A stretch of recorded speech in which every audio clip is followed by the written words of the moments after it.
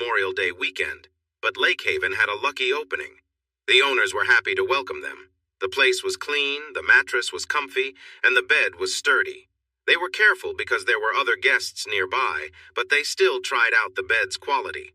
They almost missed breakfast due to a pressing matter when they woke up, but they managed to make it down for a meal with 6 other guests. After chatting with the owners and other visitors about fishing and fun activities on the lake, they headed back to Nanny and Grandpa Clark's house, bringing some homemade cinnamon rolls that the B&B owners had given them for their very good friends, Ethel and Ed. After sharing the cinnamon rolls and freshly brewed coffee, they talked for a bit and then went to the property they already considered theirs. The Clarks said they would come by in an hour to share information about the nearby lake. Joe and Chris explored the shoreline, searching for the best spots for the floating dock, boat ramp, and swimming area. Chris found a few places he liked, but the arrival of the Clarks changed their plans. Chris pointed out where they wanted to place their house and the spots for the boat ramp and floating dock. Ed knew a lot about the lake in front of their ranch, especially the underwater features.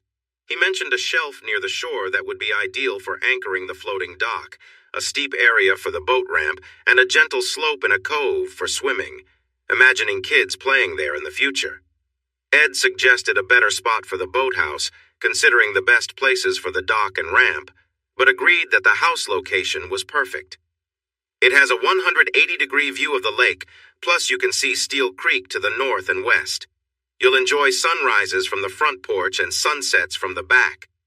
You'll overlook the swimming area to the southeast, and you can easily go down to the dock to fish or hop in your boat or wave runner. Most importantly, Lake Whitney is meant for flood control, so when the Brazos River floods, it can spread out. This point is high enough that your house won't be affected by flooding, no matter how bad it gets. You can also pull the dock into the cove to keep it safe from strong currents. I really believe this is the best spot for you to build. The more we spend time with you two, the more we are looking forward to talking to your dad next week. The Clarks returned home to prepare lunch. They invited Joe and Chris to join them, but they politely declined, saying they would be leaving for Fort Worth soon. Chris meant well, but as soon as the Clarks were out of sight, Joe pulled out a blanket and spread it on the grass. She smiled mischievously and stood confidently, letting the sun highlight her features. Chris couldn't help but admire Joe's beauty. To him, she seemed flawless, more striking than anyone he had ever seen. He noticed the glow in her hair and her graceful figure. The sight left him momentarily speechless. He admired her from head to toe, taking in her relaxed and carefree posture. Her presence was captivating, and the way she carried herself was full of confidence. Joe turned to glance back at Chris, teasingly, a playful grin on her face. She knew she had his attention. Chris quickly joined her on the blanket, the playful atmosphere between them bringing a sense of closeness. They embraced warmly, their connection clear in every movement. Without needing words, they shared a tender and intimate moment, simply enjoying being close to one another. Their affection was evident as they spent time together, wrapped in the comfort of their companionship. The sun continued to shine down, but for them, time seemed to stand still in their quiet, shared moment. They both smiled, happy to be in each other's presence, savoring the simplicity of being together. They lay there, still connected, breathing heavily and feeling tired. Finally, Chris rolled off and lay next to her on his back. "Wow," he said softly. "That's a new experience for me. How do you do things like that?" She stayed quiet for a moment, then gathered her strength to rest her head on his broad chest. Once comfortable, she replied, "I'm not sure what you mean. I just respond to you, my strong one." But something about that position felt amazing, and the feelings were overwhelming. I can't explain it, but it was wonderful. With a laugh, she said, "But now I need to get into the lake to wash away everything because I feel so full." They put on their sandals, held hands, and walked down the path to the swimming area. The water felt cool but nice. He helped her wash off while she helped him, and then she playfully moved closer to him, teasingly saying, "I want you to hold me again. Can you do that for me, my strong one?" He could, and they enjoyed their time together until she began to lean forward into the shallow water. He held her by the waist, and they shared another moment of joy. Feeling content, he picked her up, carried her to the blanket, and dried her off with a towel from the truck. Sleepily, she put on her sundress while he carried her and her things to the truck. The blankets needed washing, so he placed them on the floorboard. As he drove, he thought about the changes he noticed in his girlfriend. Maybe she was just becoming more confident in herself and her feelings. He had been her first love, and she seemed to really enjoy their special moments. He couldn't deny that he had opened up some feelings and desires in her. The question he faced was not whether she really felt a strong connection to him, but if her feelings would stay strong over time. Just the thought made him feel a little uneasy. Joe rested on his shoulder until they reached Chisholm Trail Parkway. She woke up suddenly with a small gasp, and he held her closer, asking if she had a bad dream. "I did. I was with my mother and she was telling me I had to take a job we didn't want so we could live because Elwood kicked us out again and she couldn't find work. She took me to a truck stop and told me to gather $500 by morning or not return to the motel, then drove away. I noticed rough-looking men staring at me and I felt hopeless. 'How can you love someone like me?' she said sadly, looking straight ahead. 'I'm worthless, raised in a bad place. I may be smarter than my mother, but since I came from her, I'm no better. I think that's why men try to take advantage of me. They know I'm worthless.' Chris was silent for a moment, while Joe kept staring ahead. Finally, he spoke. 'I love you because you are as pure as fresh snow. I love you because you are smart and strong and you know right from wrong. You can't control where you came from, but you can control who you decide to be. It's silly to think others see you as worthless. They did the same to Kate, and she comes from a rich family. No, Joe, they see your beauty and want to have it, even if just for a moment. Your beauty is both a gift and a challenge, but it's your kind heart that is your true strength, and it's your mind that makes you special. We can't choose our family, but we can choose our friends and partners. Your biological family might be troubled, but you are part of a new family that loves and respects you. You have 2 sisters, a mother and father, and someone who loves you. They all see you as a treasure. Your past is behind you. You are creating a bright future, and your children will never experience the hardships you faced. One day, the bad memories will fade away, replaced by happy ones. Until then, share your worries with me, or with your sisters, Donna and Diane, or your other mom, Deborah, or your other dad, Dan. We are here for you during both the good times and the bad." Joe wrapped her arm around him, leaned closer, and softly said, "I know you're right. It's just hard sometimes.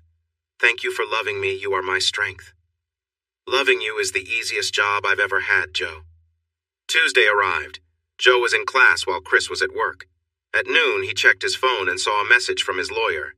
He called back right away and learned Joe's mom wanted to meet with him. That took him by surprise because he had spent last night planning a meeting with her for later this week. He asked his lawyer to arrange it as soon as possible, ideally after 3 p.m. on the first available day. He said he would come at any time, even if it meant skipping work. An hour later, he received the message. The meeting was set for 4 p.m. today. The Red Brick Tarrant County Jail holds about 5,000 inmates, including many women waiting for their trials. Gail Montgomery was facing serious charges and couldn't pay the high bail, which meant she would stay in jail until her trial in September and probably even longer. The last time he saw her, Joe's mother had unkempt hair, wore dirty, oversized clothes, and had wild eyes. She looked nothing like her daughter. Today, dressed in an orange jumpsuit and with her hair clean and brushed, her appearance was very different. Without the wildness, her eyes were almost as green as Joe's. Her nose was straight, and she had similar high cheekbones.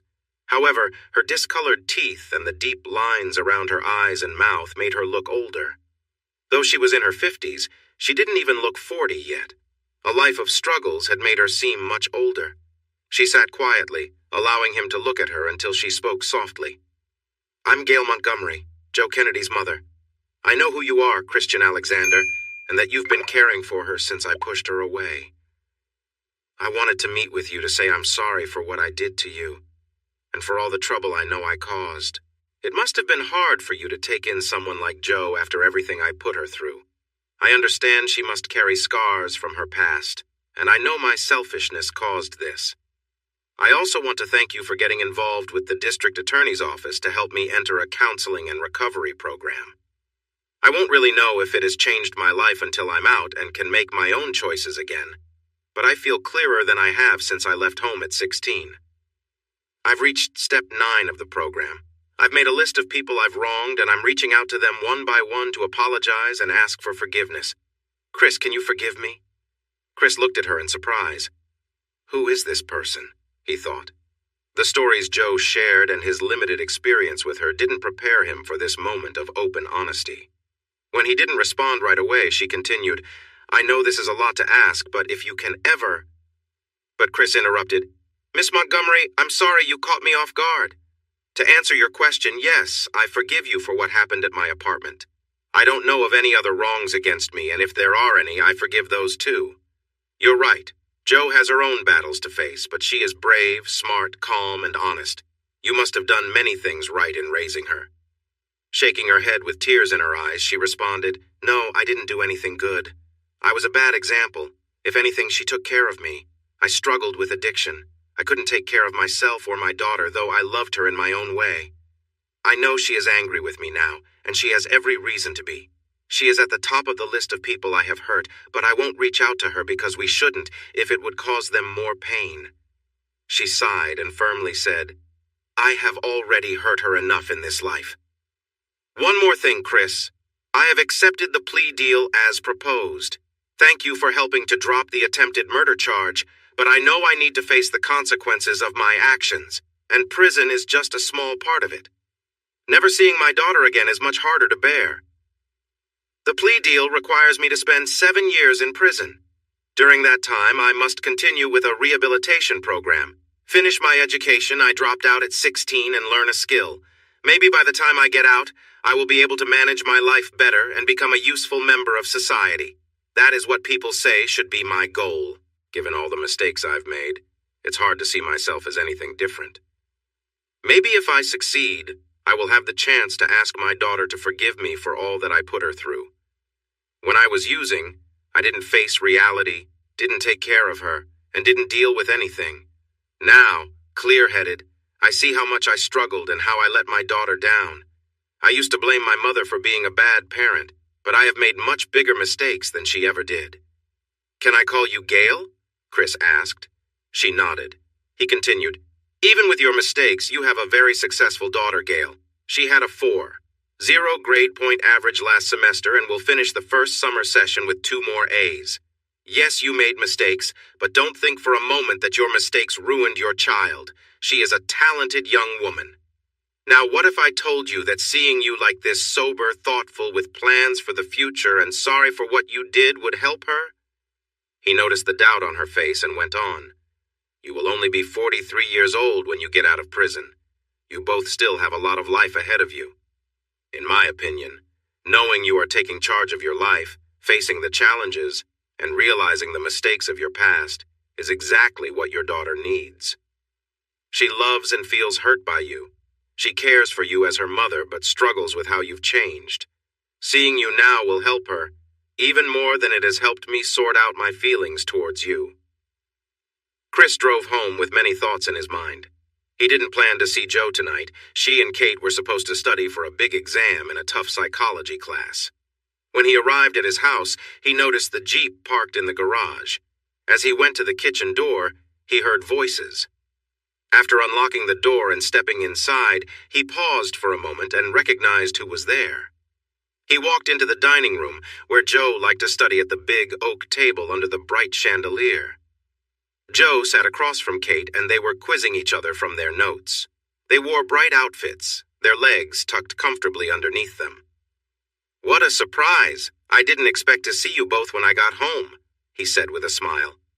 Jo jumped up and hugged him tightly like a little kid and gave him a warm kiss. Kate smiled and laughed at Jo's enthusiasm before answering.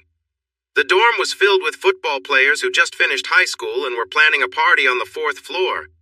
We figured we wouldn't get any studying done with that noise, so we came here. You don't mind, do you? Do I mind coming home to find 2 lovely girls in colorful outfits at my table? Not at all. But it raises 2 questions. Jo, did you show Kate around and have you 2 eaten? Kate replied, We spent the first hour exploring. "This is the most amazing house I've ever seen. Joe showed me the before pictures, and I can't believe how different it looks." Joe added, "And no, we haven't eaten and we are really hungry. What are you going to make for us while we study?" "I have some fresh ground beef and homemade buns from the butcher, romaine lettuce, the first ripe tomatoes from our garden, and chips. I'll make burgers if you two help with the toppings and cleanup." "Deal," they replied happily. After they enjoyed their burgers, Kate said excitedly, "Joe, I think we should do all our studying here. This beautiful house, a great cook, and the best burgers ever. I could do this every night." "You're welcome any time. I even have extra bedrooms if you want to stay over for the night," Chris offered.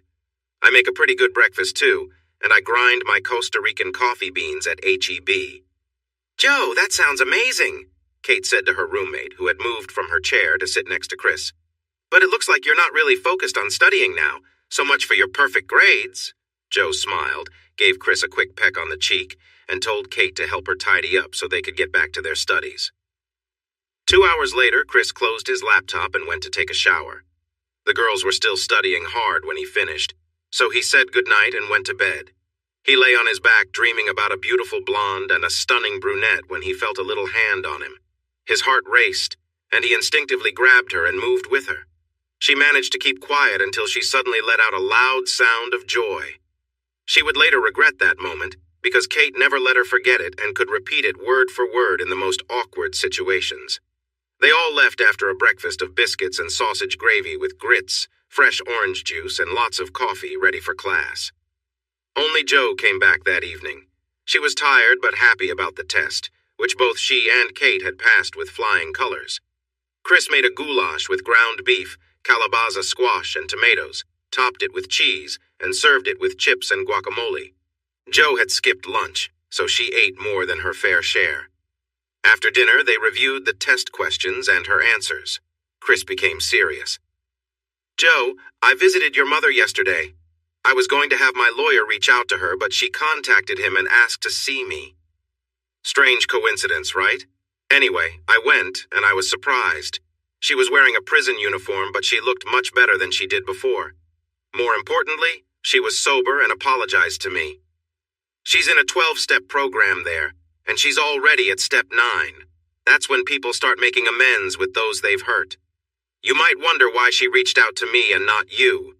The program doesn't let her contact anyone if it could cause them more pain. She knows how much she hurt you, and she feels that seeing her even to apologize could hurt you again. Joe bit her lip, and her disbelief was clear on her face. She was sober. Yes, the program is for helping with drug and alcohol issues. It's possible she could find things to use in jail or later in prison, but she's really trying to get better, and she said she hasn't used anything since she was locked up. She is also getting help, working towards her GED, and learning a skill to support herself when she is released. She agreed to a plea deal that will keep her in prison for 7 years, followed by 5 years of supervised release. She will be just 43 when she gets out, even if she serves the full time, which is unlikely. Joe took a deep breath and shared her doubt. When she was sober, she really convinced me. She said she would stop and change her ways. But within an hour, she was drinking again or using drugs. Maybe she will get clean in prison and stay that way, but I won't believe it until I see it. I get that. Would you like to see her? Maybe hear what she wants to say? If you think it's a good idea, I can go with you or not, depending on what you prefer. I don't know her like you do, but I've seen how convincing she can be. Let me think about it overnight. We can talk more tomorrow, Joe said without committing. 2 days later they met, with Chris waiting outside a small room. Joe was distant and cool, while her mother was emotional, admitting to many times she had let her daughter down. Sober, she felt terrible for not protecting her young daughter from Elwood and his sons, especially for suggesting she accept their behavior to help herself. She explained that they used the Find My Phone app on her old iPhone to locate her in Fort Worth, but she insisted Elwood only wanted to talk to her about coming home. However, by the time they reached Dallas, they had started using drugs and changed their plans. When they got to the apartment, she was so under the influence and they were so persuasive that she began to go along with them. She apologized for how Joe had been treated and for not defending her daughter. She promised that the first time she heard about their plan to sell her was when Elton mentioned it to stop Elwood from being rough with her. She apologized for not being aware and for not trying to intervene when she could. Jo slowly started to warm up, accepting her mother's apologies and feelings as genuine. She wasn't sure if the desire to change would last, but she decided to keep visiting while her mother was in Fort Worth. They agreed to meet again in a week. On the way home, Jo was quiet during dinner and in their room. The next morning, though, she seemed back to her usual self. "I've thought it over. I'm not expecting her to succeed, so I won't be hurt again if she doesn't. But I want to support her by meeting with her. Maybe if she knows what I'm doing and hears about you, your family, and our life, it will encourage her to keep trying." That afternoon, Jo was so excited she almost knocked Chris over when he walked in. "You won't believe what happened. Donna got into TCU. They've already paid her deposit. She's coming to school here this fall. That's just 2 months away. I'm so excited." Chris raised an eyebrow. "So that's why I got a strange text saying my family is flying in tomorrow and wants to stay at our house. The message mentioned big news but didn't say what it was. You got a call and they told you everything. I guess I see where I fit in the family. Don't be jealous, honey. She's my sister too, and I talk to her every day." "What? You don't even talk to me every day." "You grown-ups don't use social media like us young people. If you did, I'd message you every day too," she joked. "It sounds like you young folks have too much time on your hands. I'm too busy for that TikTok stuff, especially next month when I have graduate classes added to my schedule." "That doesn't worry me for the 6 weeks I'm with you, but it does scare me for the fall semester," Jo said. "We will need social media, our phones, and a lot of video calls to manage being apart that long." Jo used his truck to pick up the Alexanders from the airport and bring them home. He used her Jeep to go to work. Trey called him around 1:30 and asked where he was. "At work, of course. Why do you need something?" "No, but you need to get home. Your family is here." Jo picked them up at 10:30 and she told me they took her out to eat. She's taking care of them while I work on this project. "Chris, as good as you are, this project can be finished next year without you hovering over it. You won't accomplish much more today. Take the rest of the day off and go be with your family. That's an order." He slipped out, hoping no one saw him, feeling guilty all the while. That guilt vanished as soon as he received their warm hugs. When he complained about his girlfriend being the one to tell him his sister was coming to school here, he received playful sympathy. "Poor baby, so mistreated," his mother said, patting his shoulder. Diane poked her lip out and said, "Wah, wah," pretending to cry. Jo and his dad just laughed, but Donna helped him feel better when she gave him a big hug and said, "I wanted to tell you in person so I could see your reaction. I'm upset with Jo for saying something. Now you're mad at me instead of being happy I'm coming close." Chris looked at his dad and then back at Donna. "About that, I start a 1-year graduate program in architectural engineering in July. It's at Colorado University in Boulder, so I won't be living here until next July." The sad look on her face touched his heart, so he hurried to add, "I'll be back every holiday, starting on Labor Day. I'll be wherever you, Jo, and our family are for Thanksgiving and Christmas, and I'll probably stay until January 5th. I'm going to take some time off for spring break to visit you all during the 3-day Easter break, and again after my exams. Then I'll start the first summer session and I'll be done. It won't be long at all. It feels like the time has gone by quickly since I graduated from UT. "What do you mean by take time off? Why would you need to take time off from school?" she asked, raising an eyebrow but still holding on to him. "Part of my deal with CU is that I'll earn credits for being the assistant project manager for a building that Beck Construction is building in Boulder. Beck will keep paying me, and they are also funding my grad school. I will miss being here with you all, but this chance is too good to pass up. And I promised Jo a travel card from American Airlines so she can visit me whenever she can. I can get you one too if you'd like." "We already promised her one to come home. If she uses it to come see you, that's fine too," his dad added. Donna turned to Jo and asked, "Have you asked him yet?" "No, I was waiting for you and Kate so we could ask him together. Kate is on her way over if you want to wait, or we can ask him now." "Let's wait. We need all the help we can get." "What?" he began to ask, but his mother took his arm and said, "Show us what you have completed since we were here a month ago." Kate walked in just as they were leaving the dining area. Jo told her, "Come on, we're giving the Alexanders a tour." The biggest changes were outside, but Joe wanted to show them the furniture she picked for the other 3 bedrooms and what Chris chose for the loft and bedroom on the top floor. As they looked at the guest bedrooms on the second floor, Chris noticed for the first time that each room had more of a feminine touch than he remembered. Kate especially liked one room, calling it her dream bedroom, even better than my room at home. She hugged Joe and praised her for doing such a great job. Donna loved the second bedroom, full of her favorite pink. She exclaimed it was perfect and gave Joe a hug as well. His mother was thrilled with the larger third guest room, which had a queen-size bed. Diane admired the loft and said it was the most beautiful room she had ever seen. They all headed downstairs, eager to see the garden, the newly planted lawn, the updated garage, and the work on the barn that Joe was excited to share about. However, when they reached the bottom of the stairs, Chris said, "Stop! I may have been born at night, but not last night. Someone has been tricking me, haven't they?" "Who has been in on this plan from the start?" The 4 women put on innocent faces, but Chris's dad, standing beside him, gave them a serious look and said, "So that's why I didn't need to make a dorm deposit, Donna." The 3 girls and his mother linked arms, looking determined. Finally, Joe spoke up. "Chris, I can't stand being in that dorm another day, and neither can Kate. The football players are always bothering us, trying to get us to go out, even when we are studying.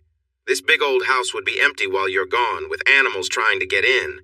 But if we were here, we could take care of everything for you." Kate added, "I'll be happy to pay rent, Chris. This is so much better than the dorm, and my parents love the idea, so they will pay whatever you want."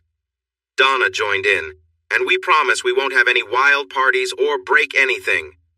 Chris stepped closer and pointed at Donna, saying, "I just saw you looking sad about me leaving, like it was a surprise. You can't expect me to believe your promise after that." Donna looked hurt, and then their mom spoke up. "Chris, this isn't some kind of trick.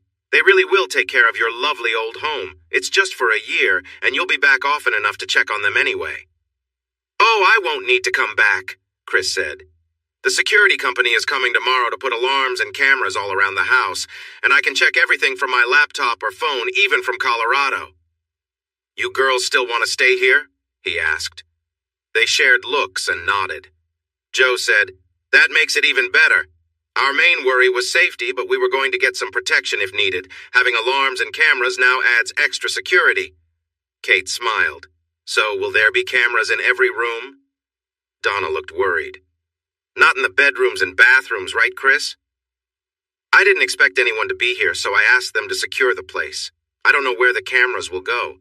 They probably will cover most rooms. What, are you planning to have visitors?" "No," Donna said. "We don't want you watching us, especially your sister." Chris grinned at them. Joe looked serious, but Kate seemed amused by the idea. "Chris, you aren't really going to put cameras in the bedrooms and bathrooms, are you? Even in Donna's and Kate's rooms?" Joe asked, clearly upset. "I'll keep the bedroom cameras off unless I see boys sneaking around. Don't worry, they're small so you won't even notice them, unless you bring someone into my room." Kate began to giggle and then burst out laughing. She walked over to Chris, touched his arm, winked, and said, "I'm not shy. You can watch me anytime you want, big guy."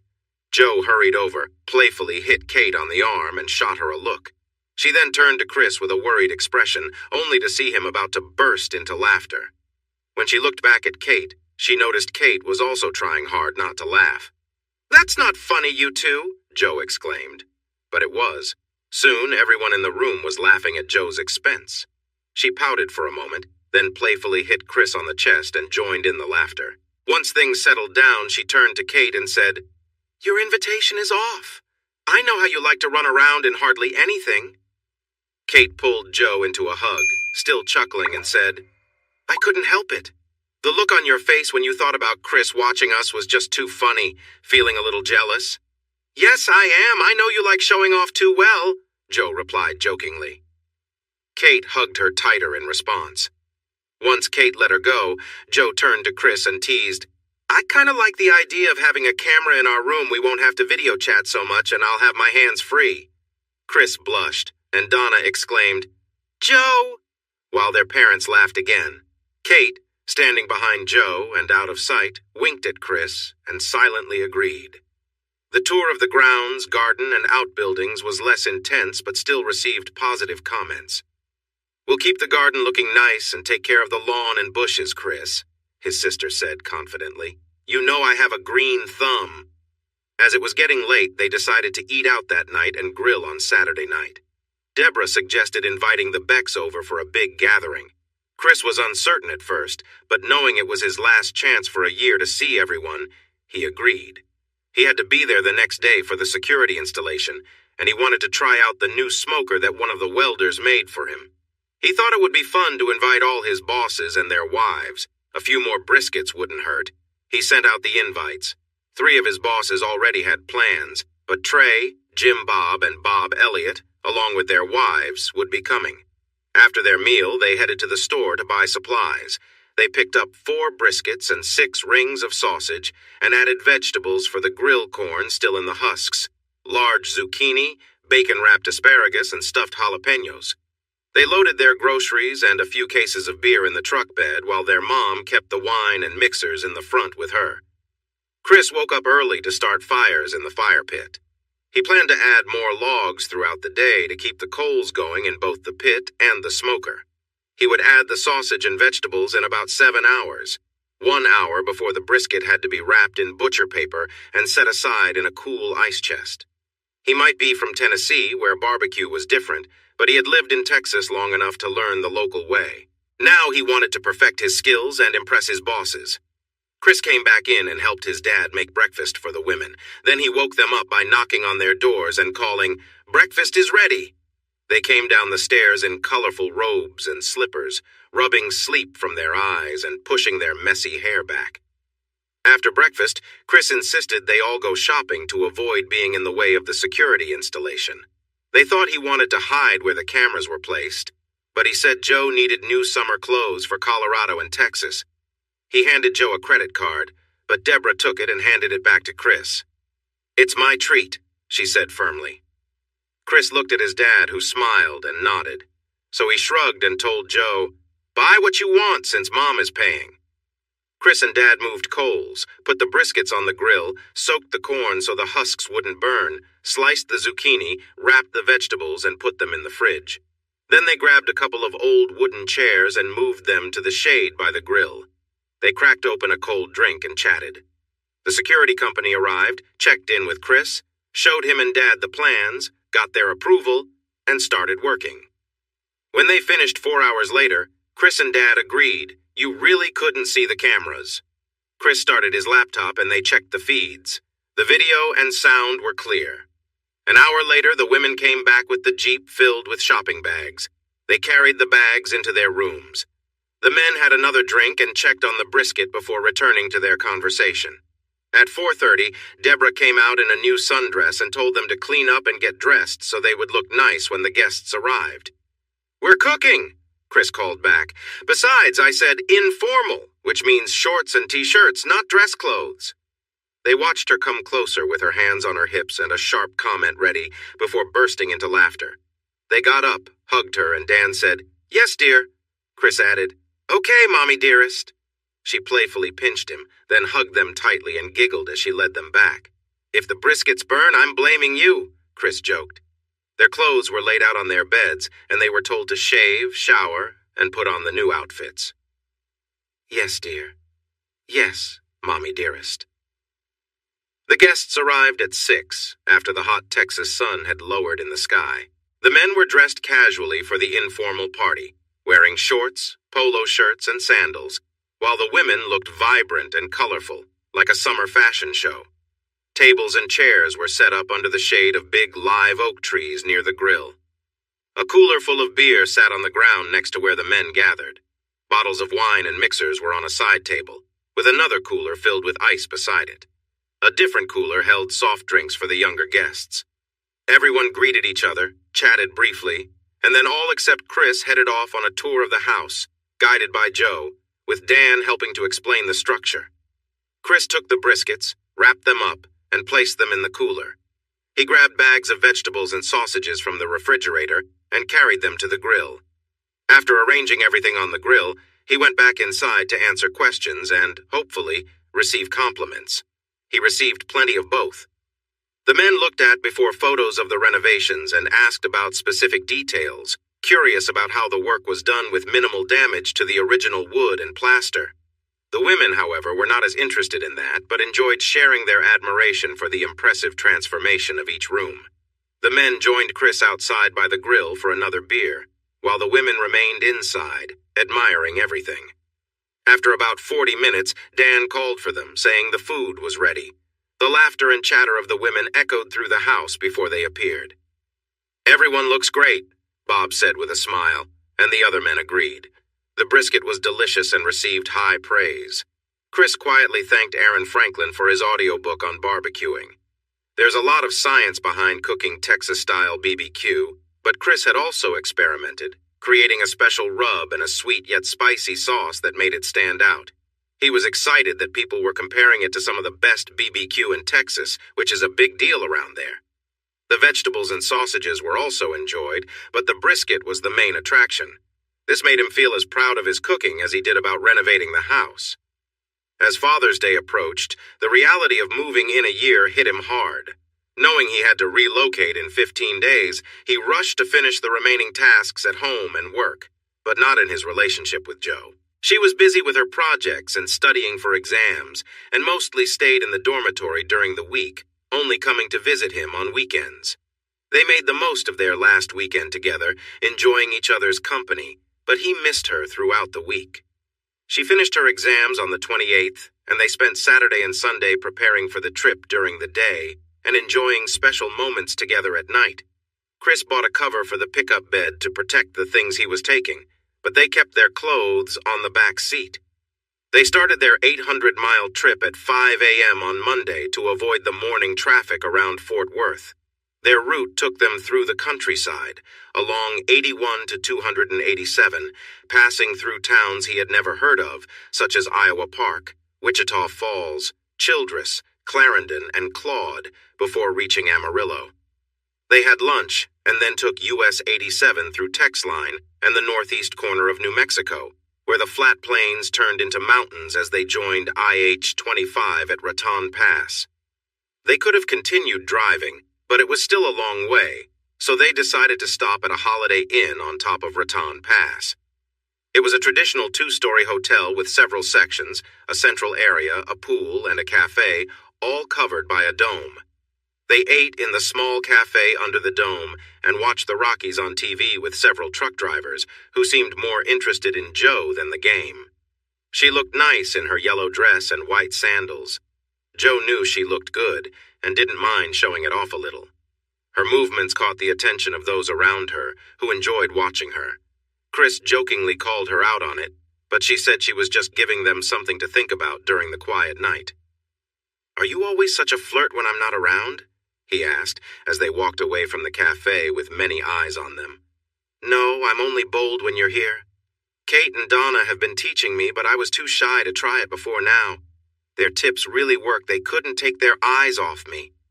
Sweetheart, they would have looked at you even if you were sitting quietly. You're stunning." She smiled, then excitedly said, "Let's go swimming," as they passed the pool. "It says it's heated. You just want to show off in a swimsuit, don't you? What if they all come over and distract me?" "I'm not worried they aren't like that. If they were, you'd have already been surrounded." They went swimming. She wore a bright blue swimsuit, and people in the cafe shifted to get a better view. More people appeared on the second-floor balcony overlooking the pool, while others took seats nearby. Seeing so many onlookers felt like too much for her, so she quickly got out, put on her cover-up, and rushed him along to their room. "I don't think I can handle that," she said when they were safely behind a locked door. It was enjoyable at first, but then I started feeling guilty about teasing them, and I got a bit scared because there were so many people staring at me getting closer. "I think I'll just stick to flirting with my boyfriend." Chris began playing Simply Irresistible by Robert Palmer on his phone. He turned to her and said, "Then show me your moves, you little show-off." He took off his swimsuit and lay down on the bed, resting his head on his elbow. She grinned playfully and accepted his challenge. Wearing just a cover-up and bikini, there wasn't much to take off, so she took her time, having fun and teasing him. When Simply Irresistible ended, the phone switched to Thunderstruck by AC/DC, and she moved in rhythm to the music. When she was done, he laughed and said, "Well, you'll never be bored. You could always perform for a crowd. I can only imagine how much attention you'd get." A moment later, he was comfortably lying back, and she playfully showed off her dance moves. "What do you think about turning the rest of the loft into a bar and putting in a shiny pole in the middle?" he casually asked the next morning during breakfast. She almost spit out her oatmeal, surprising herself and her pretty sundress, catching the attention of anyone nearby. With her bare feet on his dashboard and her dress resting in her lap, she flirted with him and teased the truck drivers on the road from Trinidad to Pueblo to Denver, until he turned toward Boulder. "I wish I had a CB radio in here," he said. "I'd love to hear what the truckers are saying about the girl in the Ram truck. I bet they're surprised by what they see now." Their two-bedroom apartment in a small complex between the campus and his work site was better than they expected. It was even nicer than the pictures online.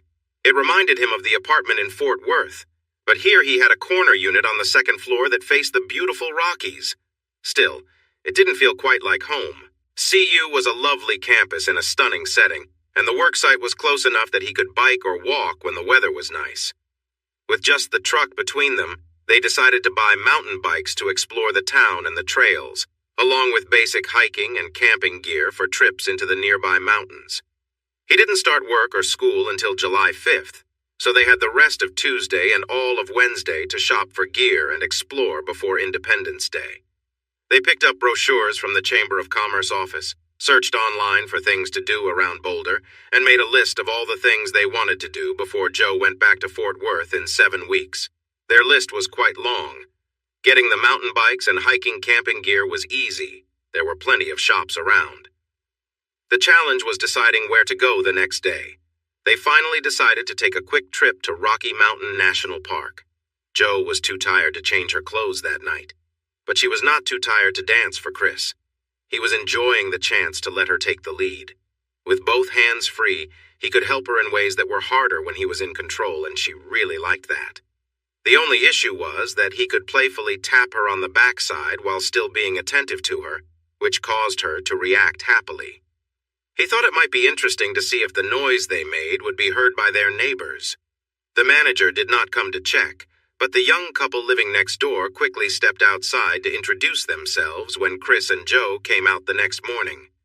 When they mentioned their plan to visit Rocky Mountain National Park, the couple suggested following Trail Ridge Road all the way to the Alpine Ridge Trail. They warned that the park was very busy and that visitors might be turned away if it was too crowded. Robert and Claire were so friendly and helpful that while they went to get a map of the park, Joe quietly asked Chris if they could join them.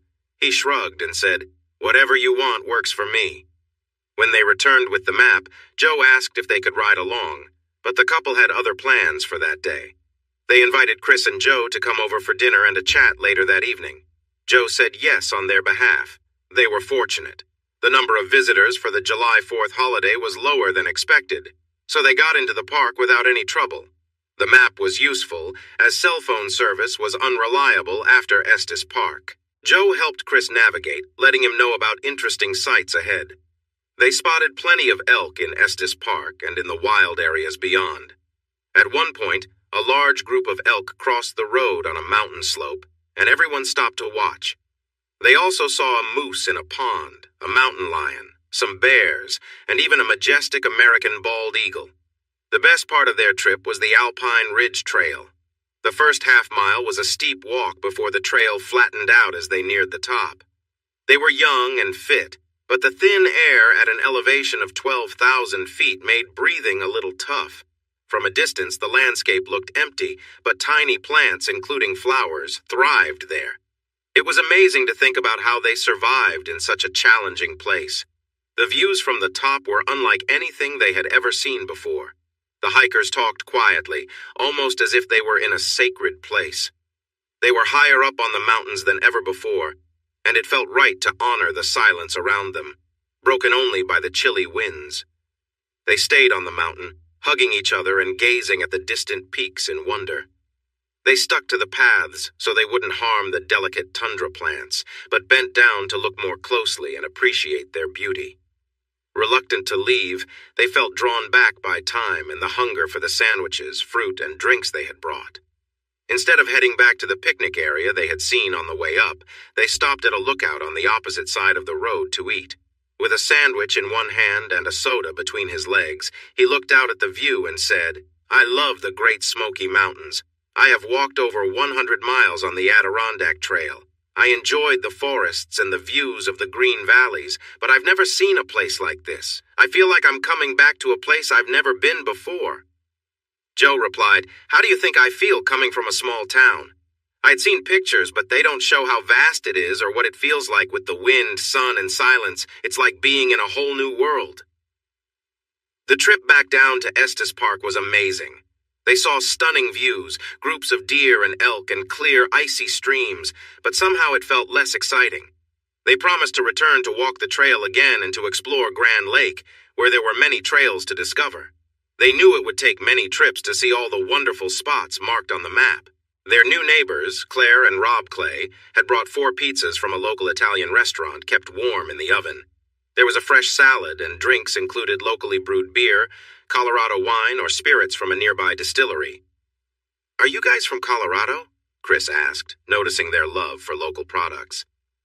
"Actually, we moved here from Chicago and are in our second year of grad school at CU. We've really fallen for Colorado. Can you believe how 2 kids from the city feel about this beautiful state?" "We had our first taste of the Rockies today on our way to the trail you suggested, and we get it," Chris said. "I'm from Franklin, Tennessee, near Nashville, and Joe is from the Hot Springs area of Arkansas. We have never seen anything like today." When Joe chose ginger ale to drink, it started a friendly exchange about their lives. They were surprised to learn Joe was younger and single. "We thought you were our age and married." This led to her sharing that she graduated early, carpooled with Chris to Fort Worth, and became good friends with him before they started dating. She also mentioned her enrollment at TCU. Chris talked about why he was in Boulder and shared about his job. This gave Joe a chance to show them pictures of his house in Fort Worth. Claire and Rob admired the place, and then Chris asked them about their graduate schools. Rob studied computer science, and Claire was a certified teacher looking to get a counseling license. Joe was excited to hear that since she had similar plans. They spent the next hour discussing their goals while the guys relaxed and chatted. When they said goodbye close to midnight, they made plans to work out together and explore downtown Denver the next day. They also planned to go to Ralphie's Independence Day event at Folsom Stadium on Thursday evening after they hiked in the morning. Joe jokingly warned Chris to take it easy during their workout because Claire teased her about being too loud the night before. Chris laughed and said Rob mentioned it was entertaining. Joe pretended to be embarrassed, but her smile showed she was ready to have some fun tonight.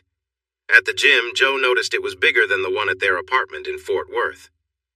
"In winter, Chris," Rob laughed, "you'll see that many indoor gyms are bigger here because winters can be intense." Rob and Chris spotted each other while working out. Joe watched as Chris lifted weights, amazed by his strength. Meanwhile, the girls rode bikes and ran on treadmills, chatting and laughing. They only went quiet when Chris walked by, taking a break. Claire whispered to Joe, "Wow, how do you handle him? He looks so strong." Joe replied, still watching Chris, "He says we fit perfectly together. I can handle him most of the time, even when he lets me take charge." "Yeah, I can believe that. He's really something." "I might need a little break," Joe said, getting off the treadmill. She then walked over to Chris, hugging him from behind. She quietly suggested a nicer way to relax, and they returned to their room. 3 hours later, they met up again, dressed and ready to enjoy 16th Street in Denver. They explored like tourists, visiting art galleries, museums, and historic homes. Joe thought Chris's was nicer. They also shopped and sipped coffee in the quaint cafes along 16th. They spotted an ad for an escape room and managed to solve the puzzle to escape from an Egyptian-themed room just in time. It was for beginners, but they felt proud of their accomplishment. On the 4th of July, Chris made breakfast for everyone. Afterward, they took Rob's Range Rover to the Flatirons. It was an easy 2-mile hike filled with interesting facts about local plants and animals. Next, they tackled Sugarloaf. This hike was tougher and longer, but the view from the top was breathtaking, showing some of the tallest mountains in Colorado to the west. It was an amazing sight, although not quite like Alpine Ridge. They enjoyed a picnic at the summit, cleaned up their area, and made their way back down. At the parking lot, Chris asked about the Switzerland Trail starting there, and someone mentioned they were reserving it for mountain biking. They changed outfits again and hopped on the free bus to the stadium for Ralphie's Blast. Local bands played one after another, and some were quite good. Joe and Claire entertained the crowd with their dancing in their white shorts and matching CU Buffalo shirts, which Claire had lovingly named. The crowd was so packed that they had to dance in place, but they weren't alone in their fun. No one around seemed to enjoy themselves more than they did. Their cheerful movements attracted cheers and applause, which encouraged them even more. This was the new Joe that Chris had noticed over the past few weeks. Joyful, confident, and openly expressive. He had seen her grow as she moved past her hard times, taking on new experiences and overcoming fears. The shy and occasionally rebellious girl he met had changed. Now she wore eye-catching outfits and showed a bright smile, playfully teasing without worrying too much about how she came across. It was a wonderful change, fitting for her vibrant spirit. Still, Chris wondered if she was aware of this new side of herself, and if she would handle it well when he wasn't around. The fireworks display was dazzling, and they joined the crowd in cheering and clapping. As they looked up at another round of fireworks, Chris wished they were watching from their apartment balcony to see how big and bright the colors were. It was hard to tell how grand they were from where they stood. Joe snuggled closer and whispered that the fireworks she had planned for later would be even more impressive. When the show ended, many in the crowd shouted for more. But Joe and Chris hurried back to their apartment, excited for what was to come. They said goodbye to their friends and rushed inside. Joe felt the thrill of the crowd, the music, dancing, and being close to someone while enjoying the fireworks had built her anticipation. "Don't hold back. I want you with me now," she urged. Chris focused on making her feel good in other ways. He took his time to explore her body, which made her feel different emotions. Despite her teasing, she soon found joy in his attention, letting out soft cries of pleasure. As she calmed down, he continued to tease her gently until she pulled on his hair and insisted, "Enough! I want you with me now." He chuckled at her eagerness as he moved closer to her, stopping briefly to tease her. She expressed her need again, urging him to be with her. He listened and joined her, bringing her joy for a while before she wanted something different. "I want you to be with me passionately. I want to feel how much you want me," she exclaimed. And so he did, and she matched his energy. Afterward, she held him close and said, "Now, show me how much you care. I want to share my love with you." There were no fireworks this time, but over the next 20 minutes, they felt a deep connection that was special. Wrapped in his arms, Joe felt closer to him than she had ever felt with anyone. Chris lay with her, wondering how he would manage when she wasn't there. He loved the way she felt, her scent, her soft voice, and even her peaceful sleep. He couldn't imagine being without her. Friday morning was filled with work at the Graduate School of Engineering. He spent time completing necessary paperwork and attending back-to-back classes from 9 to 11.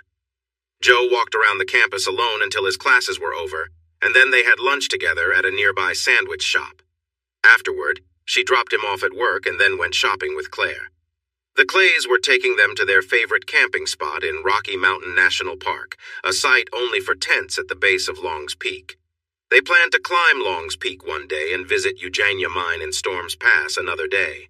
They needed more gear for camping, hiking, food, and water. Chris was well known among his co-workers. 5 had worked with him at Hot Springs, and 2 had just come over from a renovation project at TCU.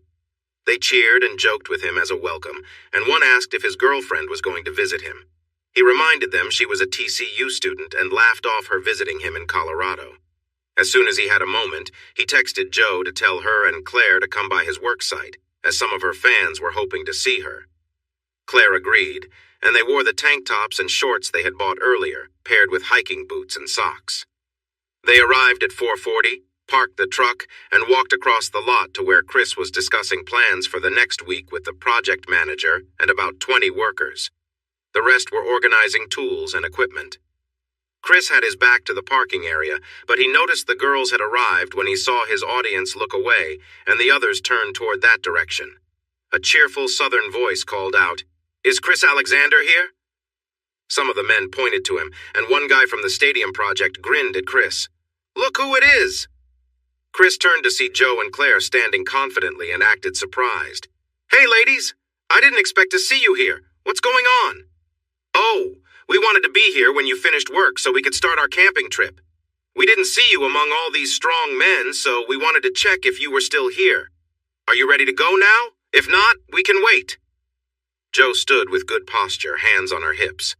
Claire, however, stood a bit differently, showing off her playful side. While Joe's expression was sweet as she asked her question, Claire's looked a bit cheeky. Chris glanced at the project manager, who nodded and said, "Go ahead. We're not going to get anything else done today." He turned to the group and said loudly, "That's all for today. Just remember, we're waiting for the equipment and teams to arrive late Monday. So enjoy your long weekend, and we'll start again early Tuesday." Chris walked over to the two ladies beside him.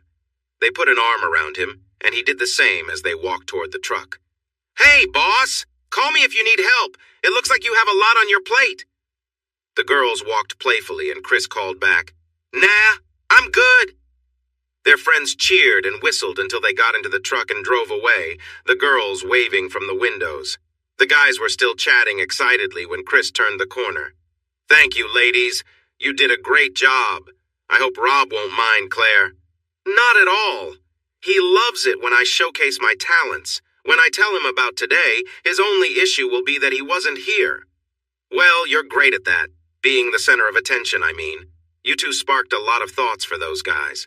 Some are single and some have families far away. That will keep them thinking tonight." "You mean thinking about tonight, right?" Claire asked with a quick laugh. "That too," Chris replied with a chuckle. Joe turned and looked at Claire. "Thinking about, do you mean?" "Yes, dear," she said. "Thinking about means daydreaming, so if you sense someone thinking about you tonight, you'll know why." Everything was ready, so they picked up Rob and headed to the campsite. Expecting a busy campground, they were surprised to find only half of the sites filled. Long's Peak Campground had a bathroom and space for 26 tents, nestled among rocks and trees. They chose Campsite 4, which had 2 large trees, a table, a fire ring, and easy access to the restroom. The tents were set up side by side, with a solar shower hanging so it drained on the grass behind them. Sleeping mats were placed inside the tents and covered with sleeping bags. They had sandwiches with chips for dinner, and everyone, including Joe, enjoyed one of the craft beers that Rob brought. The drinks flowed, and they shared stories and laughter, entertaining Rob with their tales of fun at Chris's workplace. Claire was right. Rob's only complaint was missing out on the experience. The night went on, and the mood relaxed. They did their best to keep the fun to themselves, but they noticed smiles and friendly glances from the other campers the next morning anyway. The parking lot, which had been nearly empty when they went to bed, was now full of hikers heading to Long's Peak in both large and small groups. As they enjoyed their breakfast sandwiches, the temperature was 46 degrees. The weather forecast said it would rise into the 70s by noon, so they dressed in hiking boots, shorts, t-shirts, and light jackets. The climb to the top of Long's Peak, one of the 14 ERs, mountains over 14,000 feet, was too challenging for inexperienced hikers like themselves.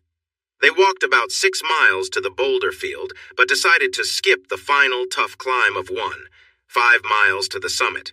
It was a tempting idea, but they didn't have the right gear and knew that less than half of those who attempt the climb succeed. They felt that they had come far enough. For lunch, they enjoyed granola bars and drank water while taking in the beautiful views.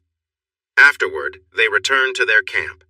They were allowed to have small fires in designated areas, but Chris had brought a charcoal grill for the tailgate, which they used to cook sausages. The delicious smell drew the attention of their nearby campers, a couple of friendly young pairs who asked if Chris could cook some hot dogs they had as well. By the time the sausages and hot dogs were ready, they had made new friends, Jose, Rosa, Todd, and Terry. They were students from the University of California, San Diego. They were exploring 4 national parks before heading back for their senior year. Rocky Mountain National Park was their second stop. They had started with the Grand Canyon. After visiting Rocky Mountain, they planned to go to Yellowstone to meet more friends, spend a week there, and then visit Grand Teton National Park for another week. After that, They would return to San Diego. The group spread out a couple of large blankets to sit on near the fire. Chris made a small fire with wood he had brought along, though it was more for atmosphere than warmth. As the evening grew chilly, everyone wrapped up in jackets and blankets.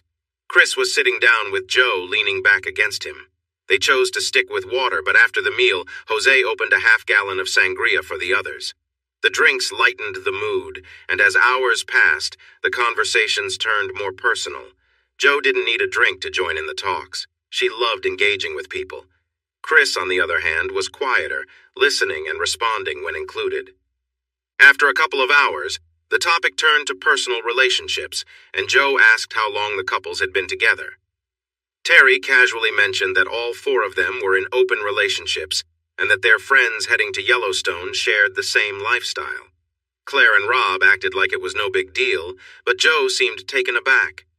Chris wrapped his arms around her to offer comfort, yet he said nothing. Joe listened as they explained that they planned to go their separate ways after graduation, so they thought it was fine to enjoy time together and with others who felt the same while they were still in school. Rosa mentioned that after she finished school, she wanted to find someone and settle down.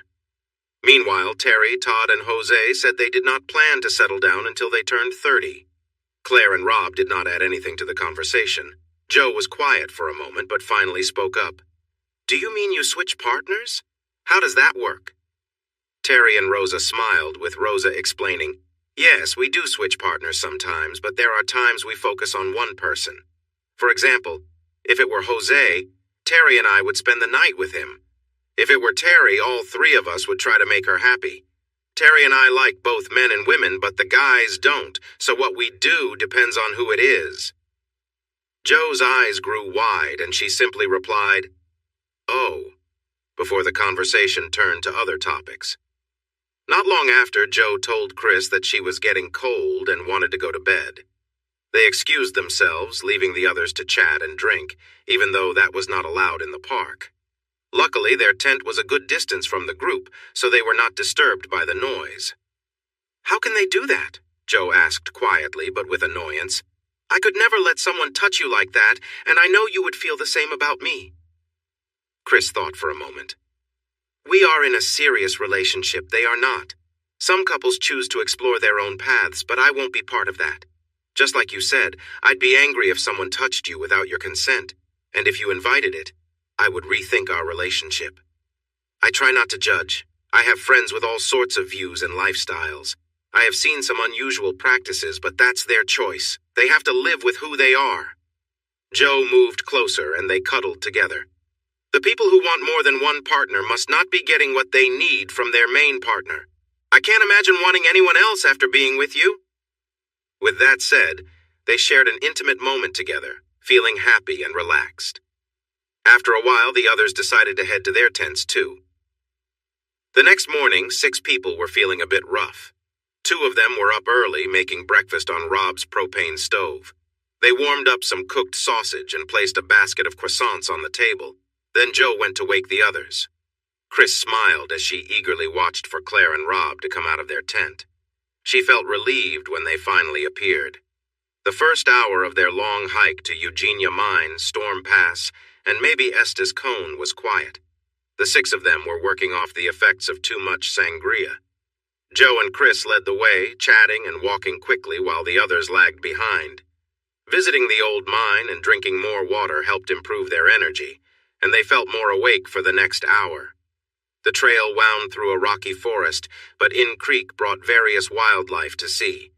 They caught nice views of Long's Peak and other tall mountains as they walked. The scenery offered even more when they reached Storm Pass. At the pass, they enjoyed fresh apples and cheese while drinking water before setting off toward Estes Cone. It was a short but tough hike with steep paths and loose rocks that gained 1,800 feet in altitude. They moved slowly and carefully, trying to avoid any slips or twists at such a high elevation. When they reached the summit, the view was stunning, showing a wide landscape, and they spotted herds of elk grazing on Battle Mountain to the west. The way back was easier since they were mostly going downhill, but they learned quickly to be cautious and avoid slipping, which made the return take almost as long. By the time they got back to the campground, it was full, and the parking lot was crowded too. Many other campsites were available along the trails, and those tackling the more challenging hikes often set up camp along the way. They built another fire, letting it burn down to coals. Chris wrapped thin steaks, onions, and potatoes in foil and placed them on the coals, which cooked quickly. Since it was their last night, Chris offered beer in red Solo cups, but everyone decided on the new gallon of sangria Jose had brought. Chris insisted they use his cups and put the bottle away, knowing the Rangers would check the campground soon. Jo grimaced after her first sip and mixed in some water. She sipped slowly, and Chris suggested adding ginger ale, which she accepted instead of the sangria. Everyone thanked Chris as the Rangers passed through while they enjoyed their second cups. After a long day, it was getting cooler, but they wanted to clean up before bed. The solar-heated water was chilly now, so Chris warmed some up. They took it into the tent, gave each other a quick wash, and shared a towel to dry off. Chris began to put on his sleeping shirt and shorts, but a smiling Jo playfully pulled him closer. There were no loud moments tonight. They shared a tender time together and then fell asleep in each other's arms. Jo didn't get to check on sleeping arrangements the next morning because she slept in. Claire went into the tent to wake her up for breakfast and came out with wide eyes and giggles. She quietly told the cook, "Wow, she looks even better without her pajamas on. If you ever want to see two girls together, let me know. I'm not interested in girls, but for her, I might make an exception." They ate quickly, took down their tents, loaded their gear in the truck, and said goodbye to the other campers. It was only 43 miles to the campus, and they left at 7:40, but they were in such a rush that they had to drop Chris off at the campus before going to the apartments. After class, he walked back. They had meatloaf with the Clays for lunch and then took a nap. Feeling refreshed, they went to the workout room to stretch and ease the soreness from their hikes. That night, they enjoyed some TV time while holding each other, and then they shared another intimate moment. From that point on, they settled into a routine. Breakfast at 7:30, class from 9 to 11, work from noon to 6, dinner, some fun activity, and then bedtime by 10:30. Jo grew restless, so she signed up for an online writing course that would count for English credit at TCU. This filled her mornings, but not her afternoons. Chris encouraged her to practice her martial arts, so she joined a dojo that taught Krav Maga. There, she improved her skills and learned new techniques. He invited her to the workout room each Friday to show off her progress. She suggested he come to the dojo after work on Fridays to see what she was learning. After 2 weeks, he went along and was very impressed. She may be small, but her skill and strength were impressive. On weekends, they enjoyed activities from their list, starting with a Colorado Rockies game at Coors Field in Denver. That was the last trip they took with the Clays, who had family visiting for the remaining summer. The following weekend, they traveled to Golden, visited the Coors Brewery, explored the historic downtown area, and checked out the Railroad Museum. The next day, they were amazed at the Buffalo Bill Memorial and Museum and learned a lot at the Golden History Center. The highlights for the rest of their summer included a trip to Black Hawk and Central City.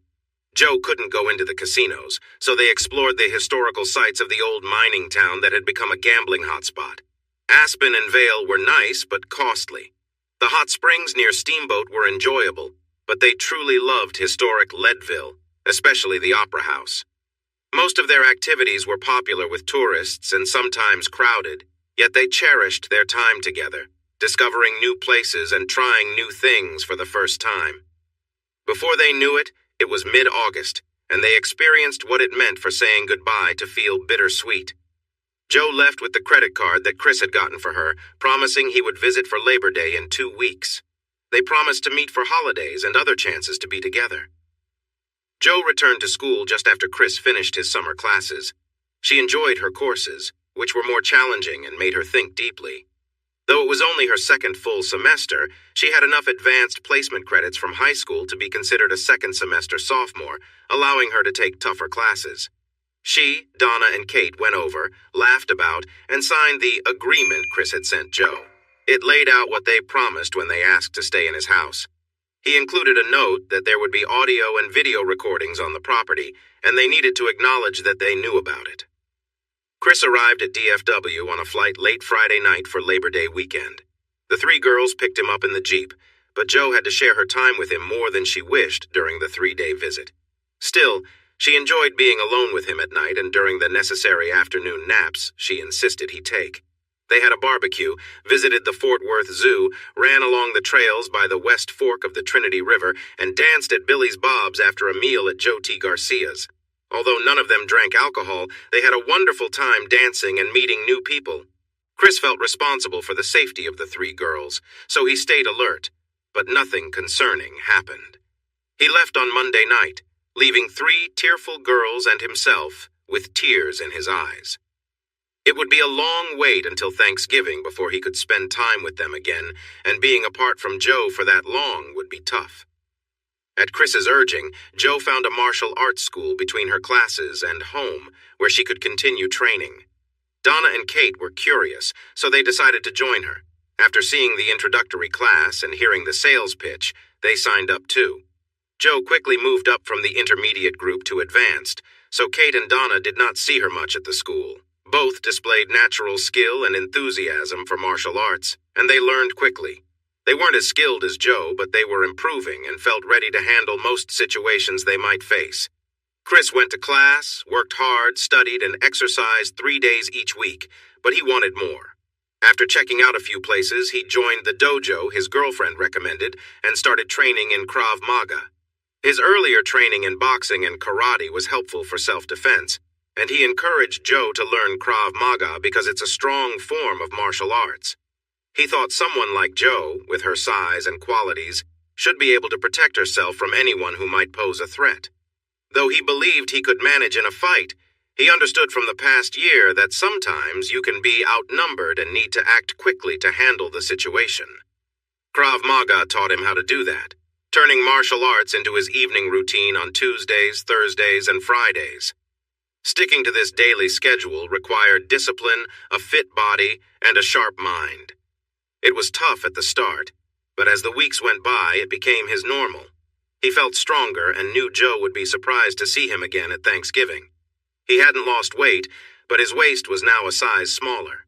They used video calls to connect at least once a week and shared time talking for about an hour on Wednesdays, Saturdays, and Sundays. Their classes were tough, and Chris's workload was heavy. With winter approaching, he knew work interruptions would soon come, so they seized every moment of daylight together.